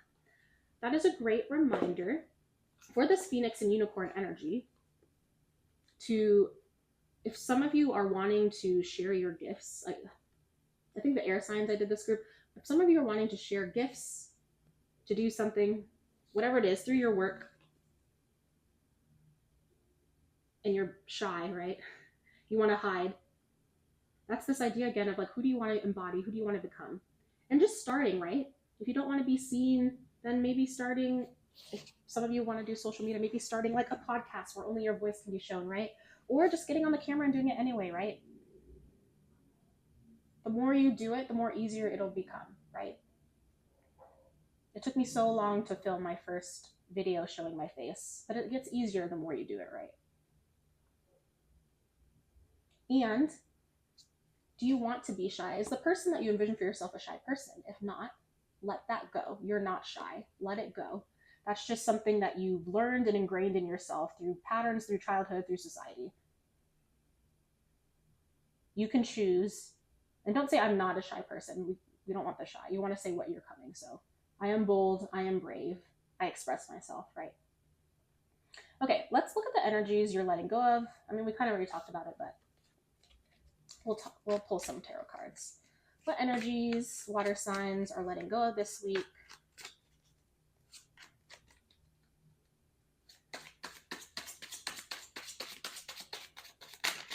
Oh my gosh.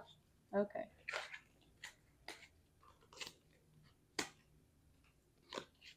Like the whole deck come out. Usually like, you know, it might be like a group of cards, but the whole entire deck fell. And that happened on the last group. So, complete transformation for you. This isn't just about a few. Some of you might be having not tower moments per se, but it is this phoenix energy. Like, you know, in Harry Potter, you have to like, there's a huge death in order to become, right? It's like, you know, like when you're gardening and you have to prune things, you have to kill off certain parts in order to let the other parts thrive, right? And you can do this a little bit at a time. You can choose one or two things to work on, but it's also this idea of a whole entire like image change, a whole entire like, not personality change, but it's like maybe like an alter ego almost. It's like writing down and getting very clear on the person that you envision in your dream life, right? Writing down like how they think, how they act, you know, what they eat, what they wear, their hobbies, like writing all that down, whatever you see in your mind's eye, whatever you envision. And you can embody that person right away, right? That's how you quantum shift or leap, right? It's, if you were to do all the hobbies and routines that you see yourself envisioning, if you were to look like the person that you see yourself envisioning, for example, I see myself with like purple hair. I drink tea, I stretch, I do a lot of things. So I've been doing those things. I haven't dyed my hair purple, but there are things that you can do. And when you start doing them, when you start changing, even your physical appearance, you will start shifting into that person. You will start shifting timelines. All right, that was a message for somebody, but let's see what energies, water signs are letting go of this week.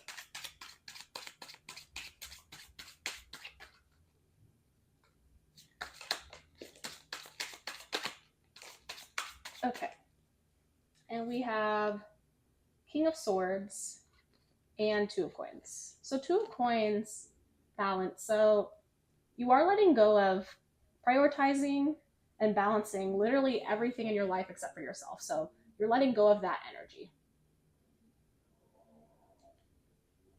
which means you are prioritizing yourself more.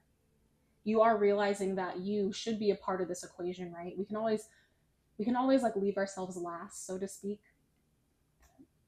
Whether we have dependents, whether we have other connections, relationships, family, whether we have work, career, bills, other hobbies, you know, just a lot of things, and we can prioritize them over our own happiness. And you're letting go of that, right? You're letting go of needing to be the person to support everyone around you, everything around you, all the energies around you, and you're letting that go. King of Swords. Let me pull a clarifier for this King of Swords. I'd like to pull a clarifier for this King of Swords.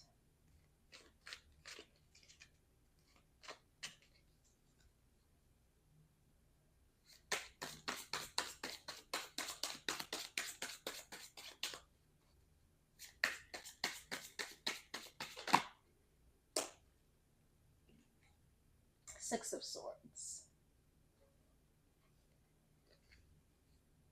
So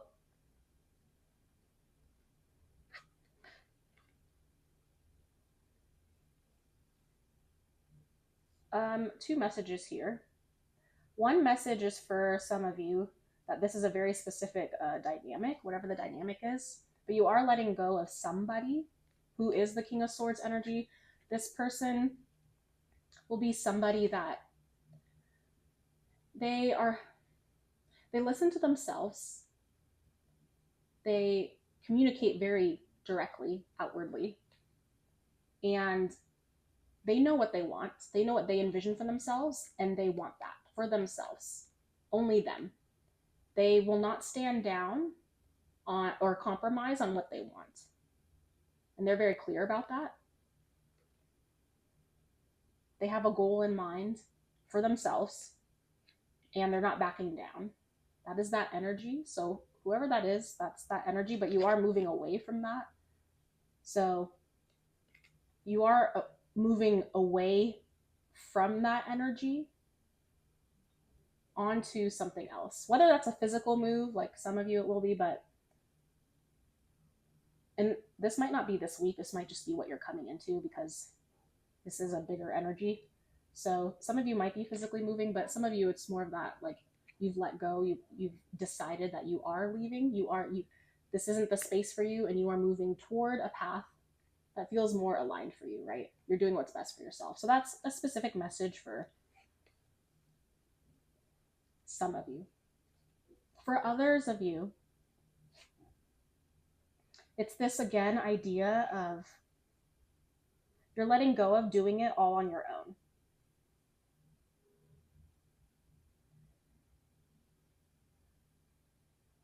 I forget which group it was, but it's also a similar idea of needing to be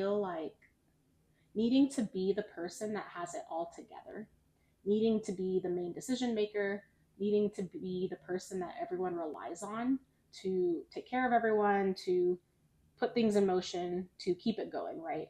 It's like being a forced guide or leader. Like you're letting go of that type of energy. It's, again, this idea that you don't have to be the person that everyone relies on. You don't have to be the person that's always making the decisions. And when those decisions go one way or the other, you're not being the one held responsible because you made the decision, right? I'm sorry this is abstract, but whatever situation is coming to mind, that's what it is. But it's just this idea, again, that you're letting go of that because you're having more support, you're having more trust, whether that's friends, family, resources, the universe, but you have more help, right, to get to where you need. We can't always do it alone. And so you're letting go of just that energy of having to be that space for everyone around you. And I just want to pull one more tarot card, just for more insight into this situation.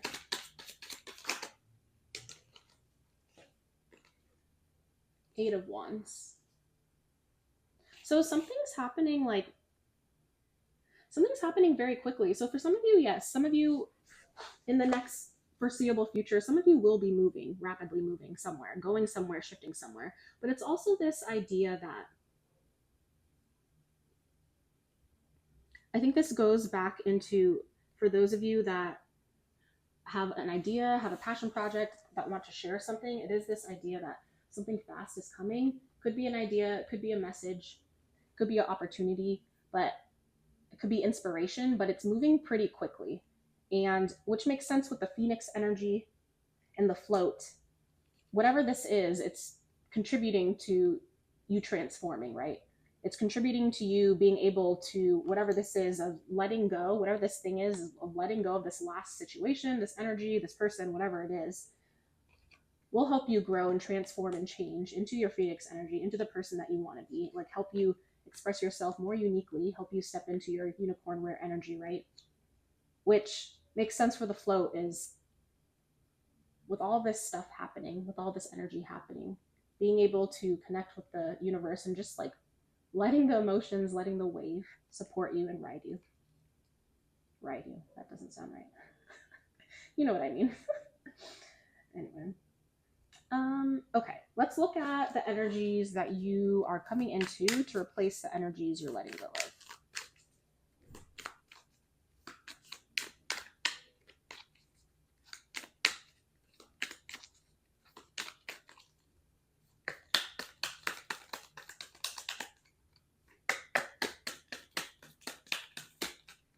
Okay, I deserve respect and I have a higher purpose. So in general, but for some of you, yeah, there is that situation. So there is someone in your life or a person or something where the energy exchange that they're giving you, the way they're showing up for you is not what you have for the standards for yourself, right? I was going to say subpar, but I don't want to define their actions as subpar. But in relation to you, they could be subpar, right? But you're coming into, you deserve respect, right? You are a beautiful, radiant being who's very worthy, very valuable. Know your worth, know what your energy brings. You're coming into, I deserve respect. So this is just in general, but also for those of you in that situation, relationship, or whatever that's not meeting your standards, letting that go because you deserve more, right? You know what you want.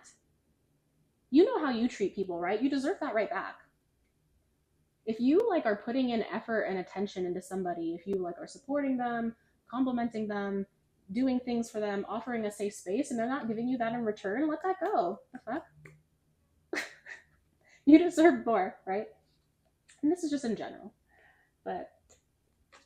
And I have a higher purpose. So for some of you, you do have a passion project, right? You do have something that you want to do. You want to share your gifts. You want to express yourself to the world, and people will need that. People will need that energy.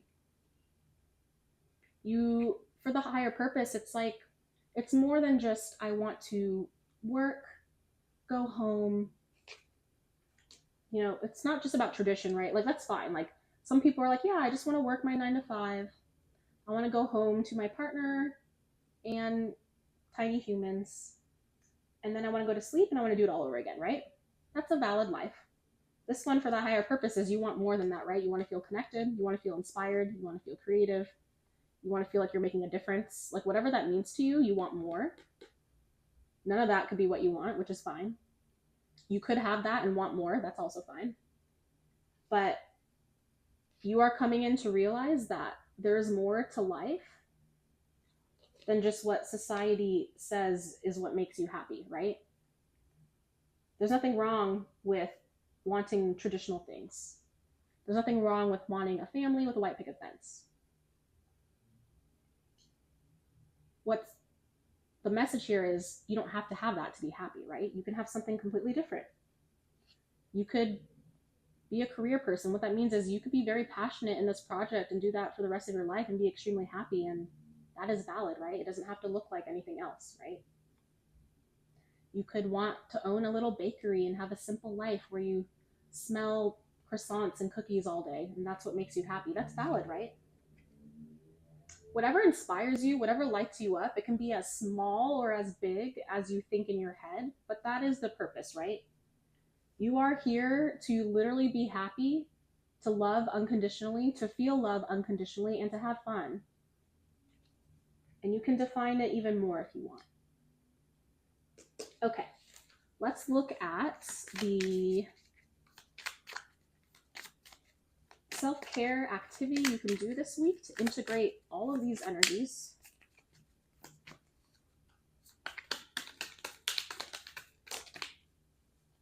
Oh, you got two. We have focus and we have date. Let's talk about focus. So for focus, this is just being present in the moment and staying still. So it doesn't have to be with a camera, but you can, right? It's fun to take pictures. It's just this idea of capture like moments of grace for yourself with your eyes or with a camera. What I mean by that is when you go for a walk or if you look around your room, just taking intentional time, maybe like set a 5-minute timer, 2-minute timer, but look around and say like, what's the first thing that inspires you? Where you're like, wow, that looks really cool, or it really lights me up, or that's so pretty, that's amazing. And focus on it. Take a picture or take a mental picture, but be present and just look, just stare, just be in the moment and embody that, because that's giving you that inspiration. It's making you feel happy. And a lot of the times we can go about our days, be on autopilot, and we're not noticing all the amazing things happening around us. We're not noticing a tree or a bush or a bird. And it could be a moment of grace for us, this moment where it really uplifts us, right?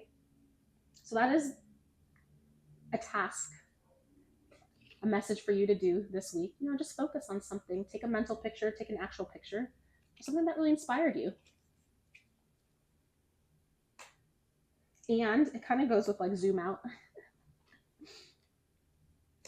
Like, yes, you're zooming in a little bit, but zoom out and think like, why does this matter? Why is this important? Like really ask yourself that. And it's important because it makes you happy and inspires you. And for some of you, you could share that, right? For some of you, maybe the gifts that you have is you want to share like what you see in the world, like how you view the world. That was a message in somebody, but I forgot. But I was talking about Tim Burton. But you know, everyone has a different way of viewing the world. Everyone has a different lens that they're coming from, and the way you view something is very unique and special, and you can share that. And we also have dates. Yes, it could be a date with somebody, but a date with yourself. Remind yourself what type of date would you want to bring yourself on? Like honestly, like what is the perfect date for you? Like maybe it'll change based on the season, but like in this moment, like what's the first thing that comes to mind? Bring yourself on a date. If you were like, oh, I would love a home cooked meal and I don't know, some wine and watch a movie, do that for yourself. Make yourself a meal, pour yourself some wine, tell yourself you're beautiful and that I love you, and then go watch your favorite movie, right? Listen to music and dress up. Now for dates, it's not like dressing up like, oh, I have to wear something and like, for example, something tight and jewelry and heels or something, or like a button collared shirt and slacks and whatever, a tie, who knows? But just wear something that makes you feel really good. When you look in the mirror, you're like, wow, you look amazing. You look awesome. You look great, beautiful, handsome, gorgeous, whatever. Just wear something that makes you feel good. And then bring yourself on a date. Bring yourself on a date because it's important for you to do this for yourself so that you're not feeling surprised when someone else does it for you, right? Like it's good when other people do it for you, right? That's nice. But it's also this idea of if no one's brought you out on a picnic before, for example, let's say they always want to bring you to a bar, for example.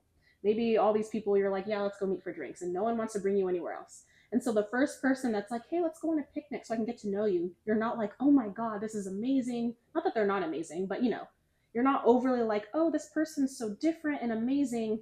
They brought me out on a picnic, but then they end up not being compatible, not aligned, maybe not even respectful, but it's only because they brought you on a date where you're like, well, they tried. No. I applaud efforts and I applaud people trying. It doesn't mean that it's enough for you, right? Bring yourself on a date so that you know and can find this energy in others.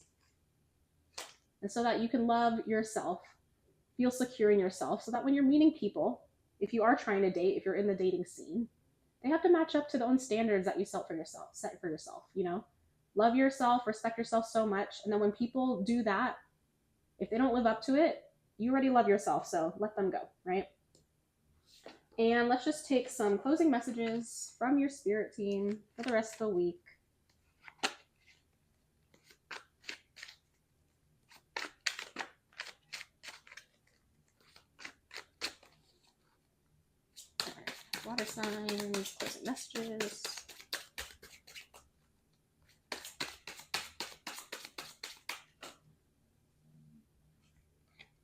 Four of Coins. And let's pick one more.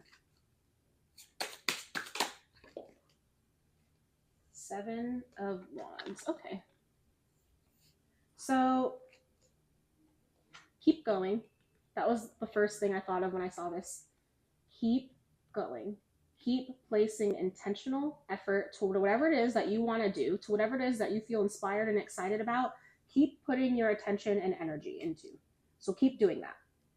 And if you don't have a passion project, if you're not feeling inspired by something, then keep towards showing yourself so that you can express yourself more authentically. Keep doing whatever actions, little tiny yes steps, so that you can boldly express yourself, so that you're not hiding yourself anymore, and so that you can pour into yourself more, right? Keep showing yourself the love and respect that you deserve. And for Four of Coins, just reserving your energy a little bit more this week, being more intentional, like discerning who's around you, so that you can really feel how you're feeling after you're spending time with people, right? Or places or energies. Like maybe you go to certain places and then afterward you feel really drained. That's important for you to connect with and understand. And zoom out on why, right? I gave an example of a bar like in a previous reading, but it's like if you don't even like bars and you're going to bars to meet people and then you feel drained afterward, go somewhere else. You might feel drained because of all the energies, right? I started realizing bars drain me because I connect with a lot of people's energies, their emotions, and they're drinking away their sorrows, which is, it's okay, but you know, it's draining. It's hard. So I don't go to bars. I don't try to go to bars anymore. I go elsewhere, parks, something else. That's just an example, but just discern, reserve your energy this week, because not everyone gets to deserve to be in your energy. Just so you can connect with yourself more, connect with your body more, and see how the people, situations around you are really affecting you, just more accurately. And I didn't do this for the other two groups, but I'm feeling called to pull one card from this deck. Message, closing messages. And we have passion. Oh, and this one came out. Trust. Okay. Passion and trust. This is a great reminder. Look at this. Very passionate. This person is just grabbing on this person's ass. Very passionate indeed. And trust. You know, just trust in the universe, trust in your feelings. If for some of you, yes, this is passion like in general, passion for passion projects, passion toward life. You should feel very passionate and lit up by a lot of the things that you're choosing, right? Like in that yes energy. But this is a very, very, very specific message for some of you that stop playing small, stop settling for less in your situations, right? In your dynamics. It doesn't matter. Family, friends, romantic, sexual, who knows? It's okay to want to feel passionate. If you are the type of person that wants to feel really passionate about someone or something, then you can stick with that, right? Some people don't. Some people are like, it's okay if I connect with them. I don't have to feel passionate. I just want to feel stable. That's okay. You are someone that wants to feel very passionate in everything you do. So say no and let go of everything and everyone that doesn't make you feel passionate, because that would be a no, right? If you want to connect with your own energy behind yes and no, if you want to connect with your intuition and know the difference between your intuition and ego, you want to connect with your feelings and heal these patterns so that you can open yourself up to the life and connections that you've always dreamed of, so that you can quantum shift your life toward your highest timeline. I am launching a course to trust yourself that walks you through all of those things. I will put it in the description box and link it down below. Put in your email and I will let you know when it launches, and I'll give you access to the pre-sale pricing. So you need help with that, I recommend that. Otherwise, just pivot toward your yes. Keep feeling passionate towards everything if you are this type of person, which you are since this came out. And just trusting in the universe that this will come, right? Sometimes we settle for things, jobs, situations, careers, people, because we don't feel like they're coming, because we feel like, well, it hasn't happened yet. But you can trust that it will. You're just not in the right place, right? Not in the right time, right? What's aligned will come. What's meant for us will stay with us. What's not, we'll let go, right? Okay. Well, those those are all the messages that I have for you. Thank you so much for connecting with me. If you resonated with anything, please comment down below so I know how it worked out in your life. And I would love connecting with your energy for the collective reading, so please continue subscribing or like or comment. As always, take what resonates, leave what doesn't. I'm sending you warm wishes and soothing hugs. Hey fire signs, sun, moon, rising. This group is for you. If you are Aries, Sagittarius, or Leo, I'm going to pull some messages for you guys for this upcoming week. Energies to let go of, energies coming in, just some guidance on how you can shift your way of living this week so that we can connect you toward your yes, to get you toward your highest timeline and the life you envision for yourself.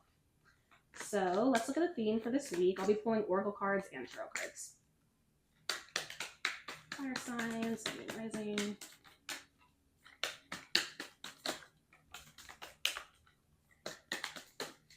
Okay. We have stretch. Stretch those parts of you that you don't use often. It's refreshing and keeps you flexible. This came out for earth signs, so if you have earth signs or you're attracted to group 1, you can check that out. And hold. Is there a thought or feeling that's asking for your attention?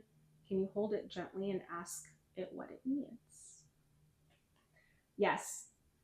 Even if you don't have fire or earth sign energy, do watch the earth sign group because similar messages came out. And let's talk about this. So for hold,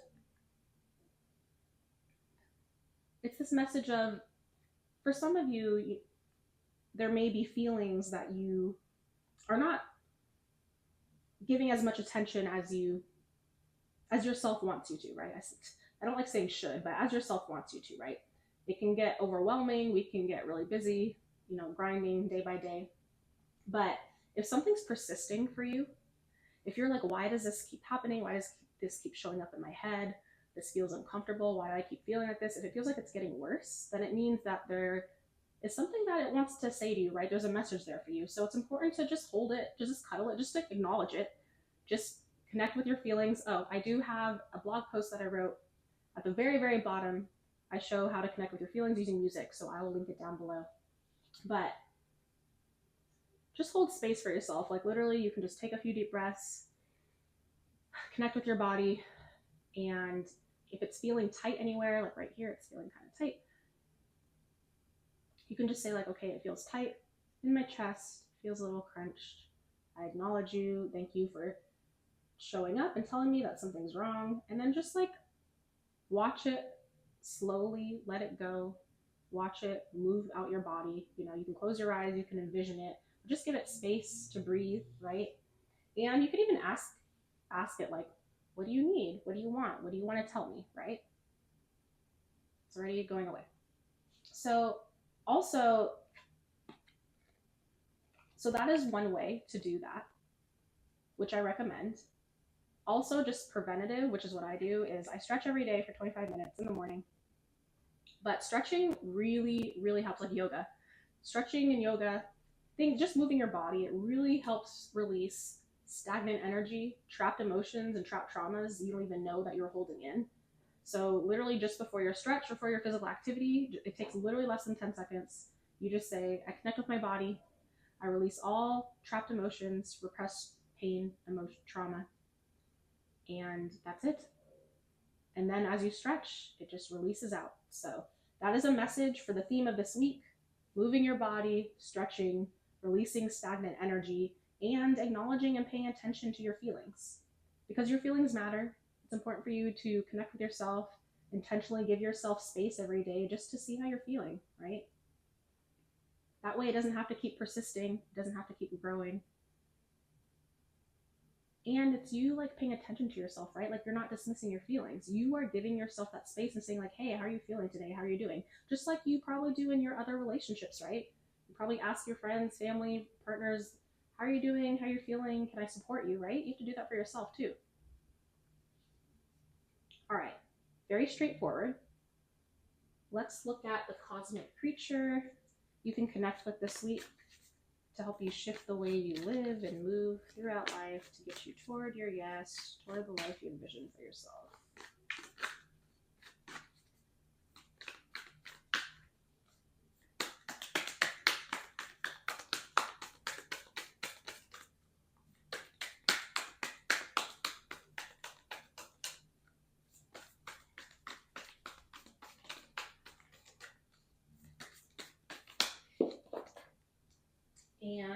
we have, oh, we have three. Okay.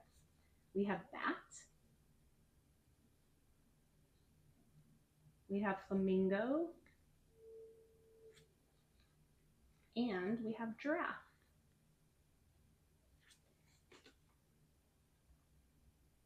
Let's start with bat.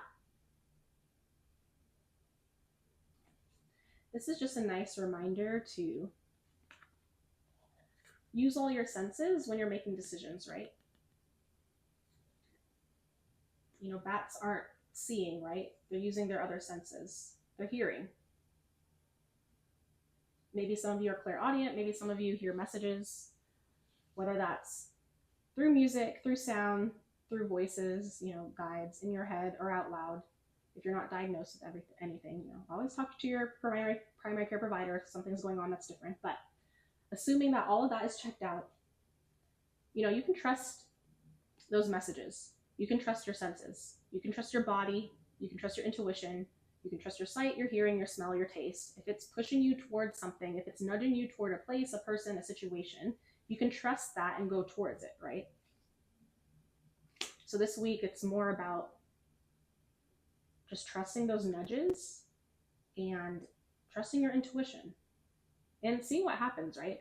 When you start trusting your intuition and going to that place you thought of, eating that one thing, doing whatever, you'll start seeing patterns and your life will start changing. So that's just a message for some of you. For the flamingo, this is all about being present, right? So this is very important for in your physical body, being very present in your physical body. And that will help with stretching, right? Stretching or doing something physical, especially stretching or yoga, it really forces you to be in tune with your breath, but also your body. You can feel like what's tensing up in your body. You can feel like what's not stretching out. It's really connecting yourself with your body. And for emotions, they are physical sensations and thoughts together, and we decide what emotion that is, right?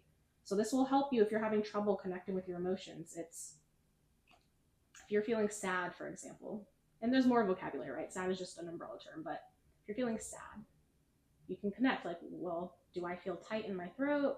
Do I feel clenched in my chest? What does this mean? Do I feel burning on my thigh? Whatever it is. Like start associating those physical symptoms and then start associating your thoughts. Like what thoughts are you having with those physical symptoms to make you feel sad, right? And that's why they say it's important to shift your mindset, shift your thoughts. And if you're stretching your body, releasing all that trapped emotion. So you're not feeling that emotion so gravely. Like if we really took the time to feel our emotions, it doesn't take that long, right? It can take less than like 10 minutes. But since we ignore it, if we repress it, it keeps persisting and it grows and it gets worse. So more confirmation, more messages about the theme for this week. Giraffe, though, this is similar to the last group. Was it water signs? I was zooming out. I think it was water signs. But for the giraffe sees more, right? The giraffe can see from far away. The giraffe sees from a higher perspective.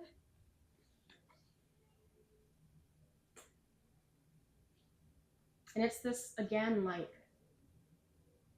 when you are present in your body, when you are trusting yourself, when you are a clear channel, right? When you release energy that doesn't serve you, you're feeling very clear, open-minded, present. And when you are trusting those intuitive nudges and connecting with something outside of yourself, you're able to see things from a higher perspective, right? It's like this, I always give this example of, you know, we're human, right? And we're down on the ground and we can only see a few paths, right? So we may think that these paths are closed, you know, maybe we were rejected from something, could be a career, it could be a person, who knows? And we see it as something bad, right? We see it as something sad. Like it's valid for us to feel a certain way, but from a higher perspective, we can see more paths, we can see it all, and we can see that these paths over here weren't very supportive for us to get to where we need to go. And so it's important that those things were rejected, right? Were closed to us. From a higher perspective, we can see that. But from ourselves on the ground, it hurts. It's like, well, why didn't I get this? What did I do wrong? What did they not like about me? Was I not the most wanted candidate for that job position? You know, we can get all these things of what did I do wrong? What is it and not about me? But no, from a higher perspective is that this wasn't meant for me. It's okay. What did I learn? What will I do differently? How will I grow, right? What's meant for us will stay with us. What's not meant for us will go. And that is it. What's meant for us will stay with us, and what's not will go. And you can trust that, right? We co-create with the universe. We deserve everything that we desire and more. And we can trust that, right? If there's resistance, if two people aren't a fuck yes, it's just not aligned. No right or wrong, just not aligned, right? You always want to live in your yes. You always want other people to live in their yes. You always just want it to be a yes, right? Keep going toward your yes. Okay. Let's look at, this is a very straightforward read, but maybe it's because it's kind of similar to the other readings. This is collective reading, so. All right. Let's look at the energies you're letting go of this week to help pivot toward your yes, towards your highest timeline, towards the life you envision for yourself. For fire signs and mid-rising.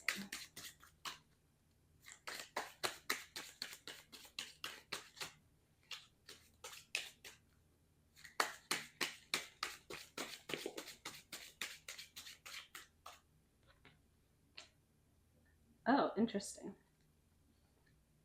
The cards I keep getting, like, I always see them in a positive, right? Like with most cards.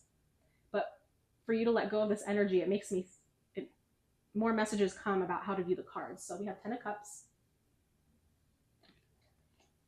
and the Wheel of Fortune. So, which are both 10, by the way. 10 might be significant. Maybe the 10th will be important. Maybe October will be important, but something about 10.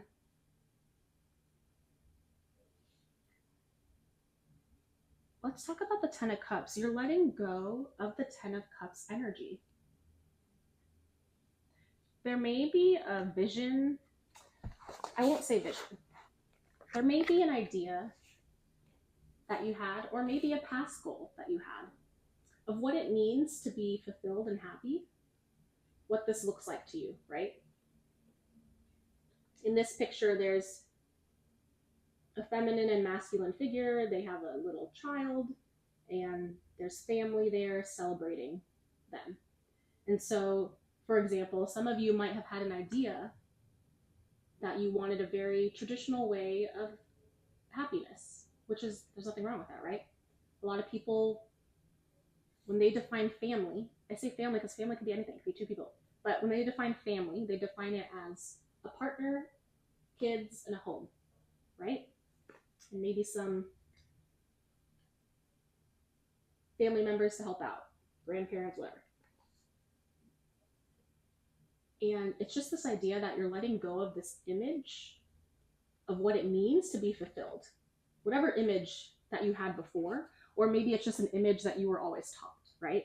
So it's this idea that you're letting this go, which will help you step into more what you want, right? There might have been past decisions, current decisions, where you're picking these things, choosing these people, choosing these places, because you think it's what you should do. It's what society, it's what others tell you you should do. It's what looks good on paper. But you're realizing and you're coming into is, that's not what makes you happy. And you're redefining, what does happiness look like, right? So you're letting go of this needing to make it look like something specific, right? You're learning that what's happy to you might look different, and that's okay, and that's what you should follow.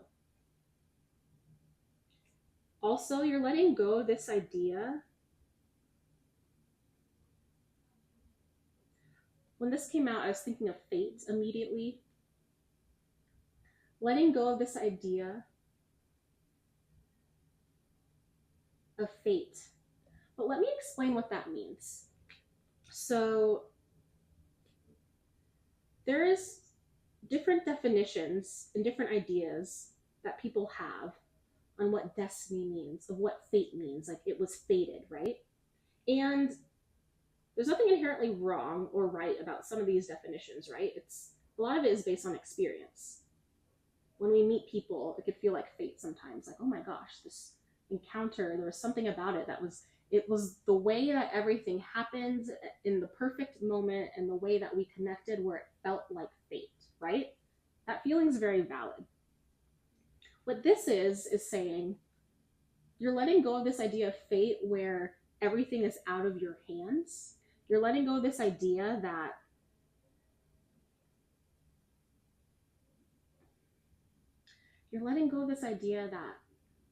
it's not that you don't believe that everything happens for a reason. I feel like you do believe that things happen for a reason. It's more of you're letting go of this idea that it's out of your control. You understand and you are becoming to understand and know that you are the one weaving your own web, your dharma, your thread of dharma. Every action, every choice that you make does affect you and leads you to where you can go, right? Like this spider creature set all of these intentions and threads, and they're able to move where they are because of their choices, their very specific choices. So you're coming out of the idea that not everything is out of your control, right? Like you do control. You can empower yourself. You are in control of your destiny. You are in control of your fate. That is what you believe, or what you're coming into. Also, though, you are not hindered by this, right? You're not stuck on this web. You can continue growing. You're not stuck on this little web. You are not trapped by it, right? You are not trapped by things that you can't control. You are able to make your own decisions, set your own intentions, and build. And you can go anywhere you want because you can build your thread anywhere you want, right? You don't have to stay where you are. And maybe that is another message too of like, you're not trapped and locked in because of this idea that you had. Maybe you made choices in the past, decisions, whatever, and your life looks like something right now, and maybe it's not what you want, but you're not trapped by living in this thread you made for yourself. You can destroy the thread, or you can build more, or you can just pivot away. Okay. Let's look into what you're coming into. Fire signs, what energies you're coming into, to replace these energies you're letting go of.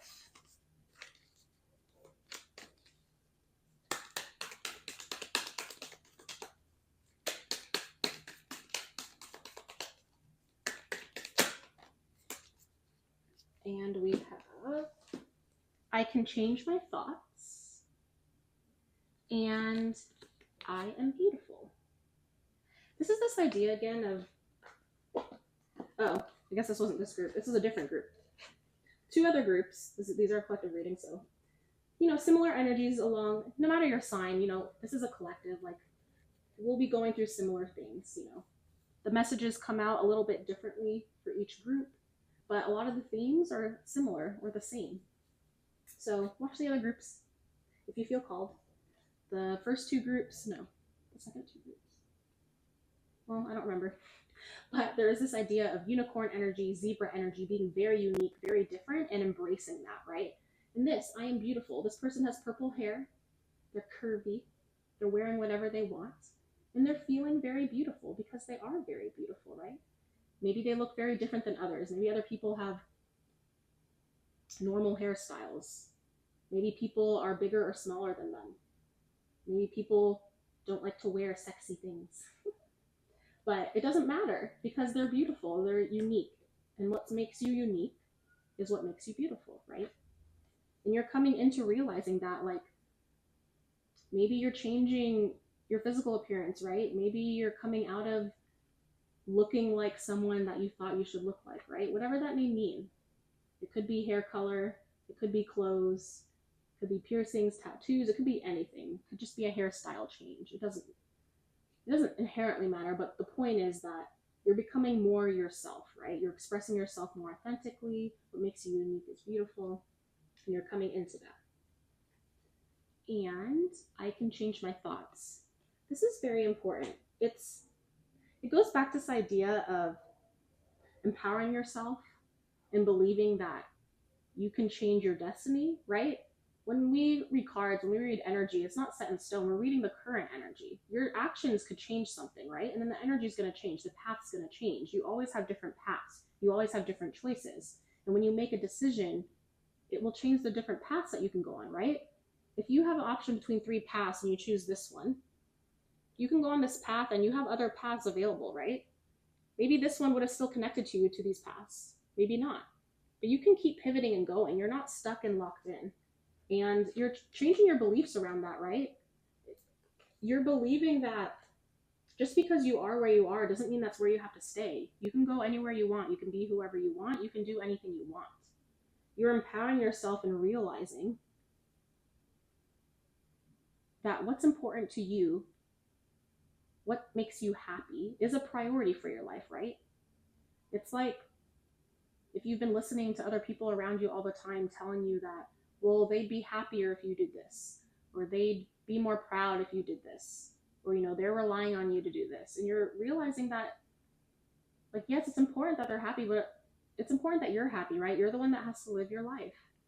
You're the one that's living in your thoughts, in your emotions every single day. You have to live in your body, in your feelings, in your vibration every day, no one else. And you're realizing you can make a choice. You can do things that make you feel good and make you feel happy and inspired, or you can make things that don't. And it's not that you're to blame, but you are in charge of your choices. If by the end of the day, when years go by and you're still unhappy and you're wondering, why am I so unhappy? And you've been doing things that other people have been telling you to do, there can be a sense of resentment, right? Bitterness, like, why did I do this for this person? Why did I do this? I'm so unhappy. But you're changing that, right? You're believing that my voice matters, my feelings matter. So it's important that you decide what you want to do. And thoughts can change, right? You can work with affirmations. You can meditate, clear your thoughts. There's different ways, you can work with subliminals. There's different things you can do to help change the way you think about the world and change your perspective. Because when you change your mindset, when you change your perspective, your life shifts, like, dramatically. Instead of thinking, I can't do this, I have to hide, I have to play small, I can only be happy when it looks like this. Instead of thinking that, instead of thinking, I can do this, I can do what I want, I am beautiful, I'm unique, I express myself, what makes me happy is valid, like, that's a very different mindset to live in, right? So just try that for the next week, changing your perspective, shifting it to a little bit more empowering and positive, right? All right, let's take a look at the self-care activity you can do this week to integrate all of these energies for fire signs.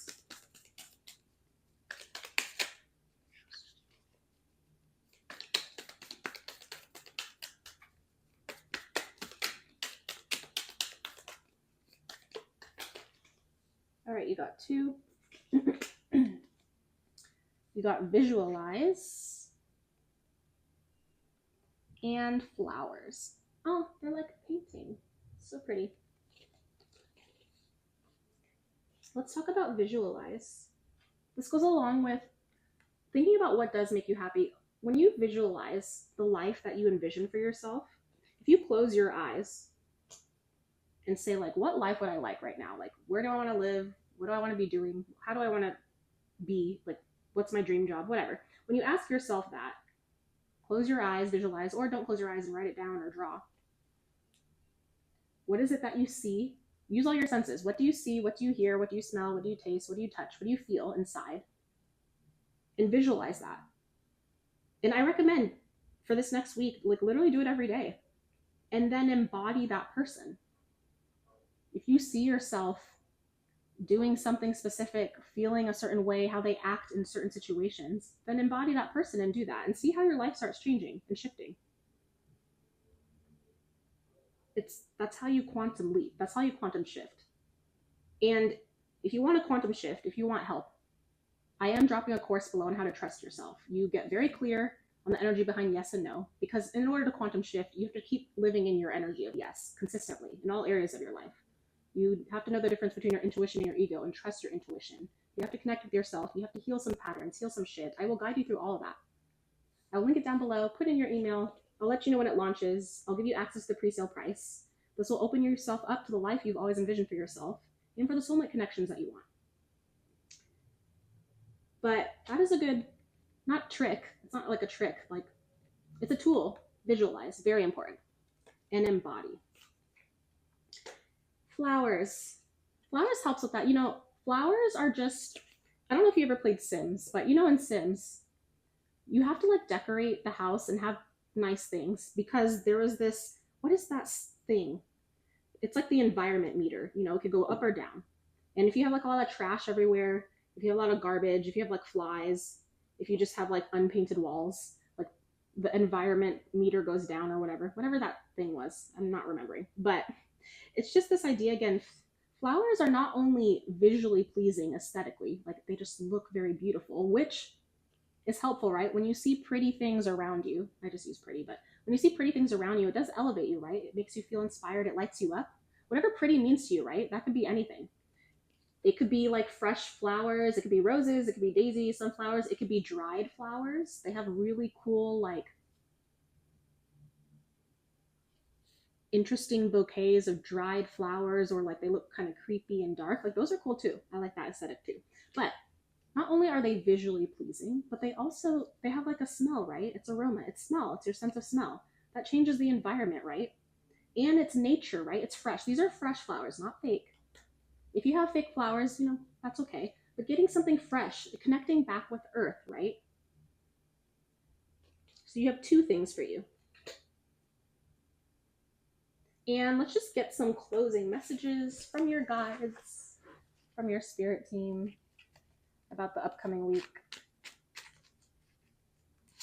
Just some closing messages.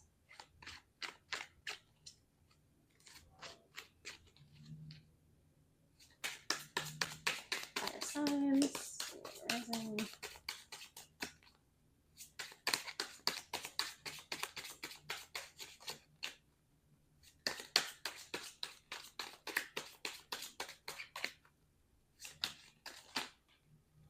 Oh, all right. Okay. The Magician, the Knight of Swords, and the Hierophant. The Magician and Hierophant came out in somebody's group. I think separate groups. And the Knight of Swords. Okay. So let's talk about the Magician. Great reminder, we co-create with the universe, empower ourselves, that all of our choices open ourselves up to paths that we can take, right? In this specific card, Cinderella is actually in charge of the wand. So she's creating the dress for herself. And if you think about it, Cinderella did, right? Like, yeah, she had support from the fairy godmother. It is her kindness, it is her being her authentic self that was able to open herself up to the connections that support her and to the life that she wanted for herself, right? Having loved ones, friends, a family. And for her, that was meeting a partner that became her friends and family, because her family didn't appreciate her energy as they should have, right? And this is a good reminder for you that, you know, you deserve everything that you want and more. You are a magical being, and you can make what you want happen for yourself. How you do that? Visualize, embody, pivot toward your yes. Just keep pivoting in your yes energy, and it will lead you to where you want to go. If you always live in your yes, you will always feel good, right? Hierophant, this came out in another group. It's important to have some type of routine, structure, something that you go by, right? Setting like I said rule before. It's hard to say. It's like a rule book for yourself, and it's not that you have to necessarily stick by these rules. It's more of like understanding what is it that you value in your life. Like, what do you believe in? What are your values? And sticking with that, right? A lot of us can start changing or compromising things that we want that might actually go against our values because of any reason, like we're lonely, or, oh, we're feeling a little unworthy and maybe this is all that we can manage, right? There's just a lot of reasons, but it's this importance of getting very clear on what it is that you value, sticking with those values, and then like having some type of routine or structure, some type, to really like Practice visualizing what you want in your life, just connecting with yourself, just so that you can connect with what lights you up. And that could just be like a minute every day, like in the morning. If you're groggy in the morning, literally visualize the life that you want for yourself, so that once you get up, you're already in that energy, you can start embodying that person, right? For the Knight of Swords, again, confirmation. The Knight of Swords, very fast-paced energy, but they take action, right? And since it is swords, they have very clear intention on their goals, right? For swords energy, you need a very clear intention on where you want to go. And that will be very helpful for you to figure out like what it is that you value, what it is that you want out of life. Oh, my battery's low. What it is that you want out of life, what it is that's important to you. Sticking with that. Empowering yourself and believing that everything that you want, you can have through the choices that you make. And the choices that you make should be set on your clear intentions and where you want to go. They should be pivoted toward your yes. Knight of Swords always goes toward their yes. Very clear intentions, right? Okay. All right, well, those are all the messages that I have for you. Thank you so much for connecting with me. If anything resonated for you, please comment down below so I know how it worked out in your life. And I would love to continue connecting with your energy for the collective readings, so please continue to subscribe, like, or comment. As always, take what resonates, leave what doesn't. I'm sending you warm wishes and soothing hugs.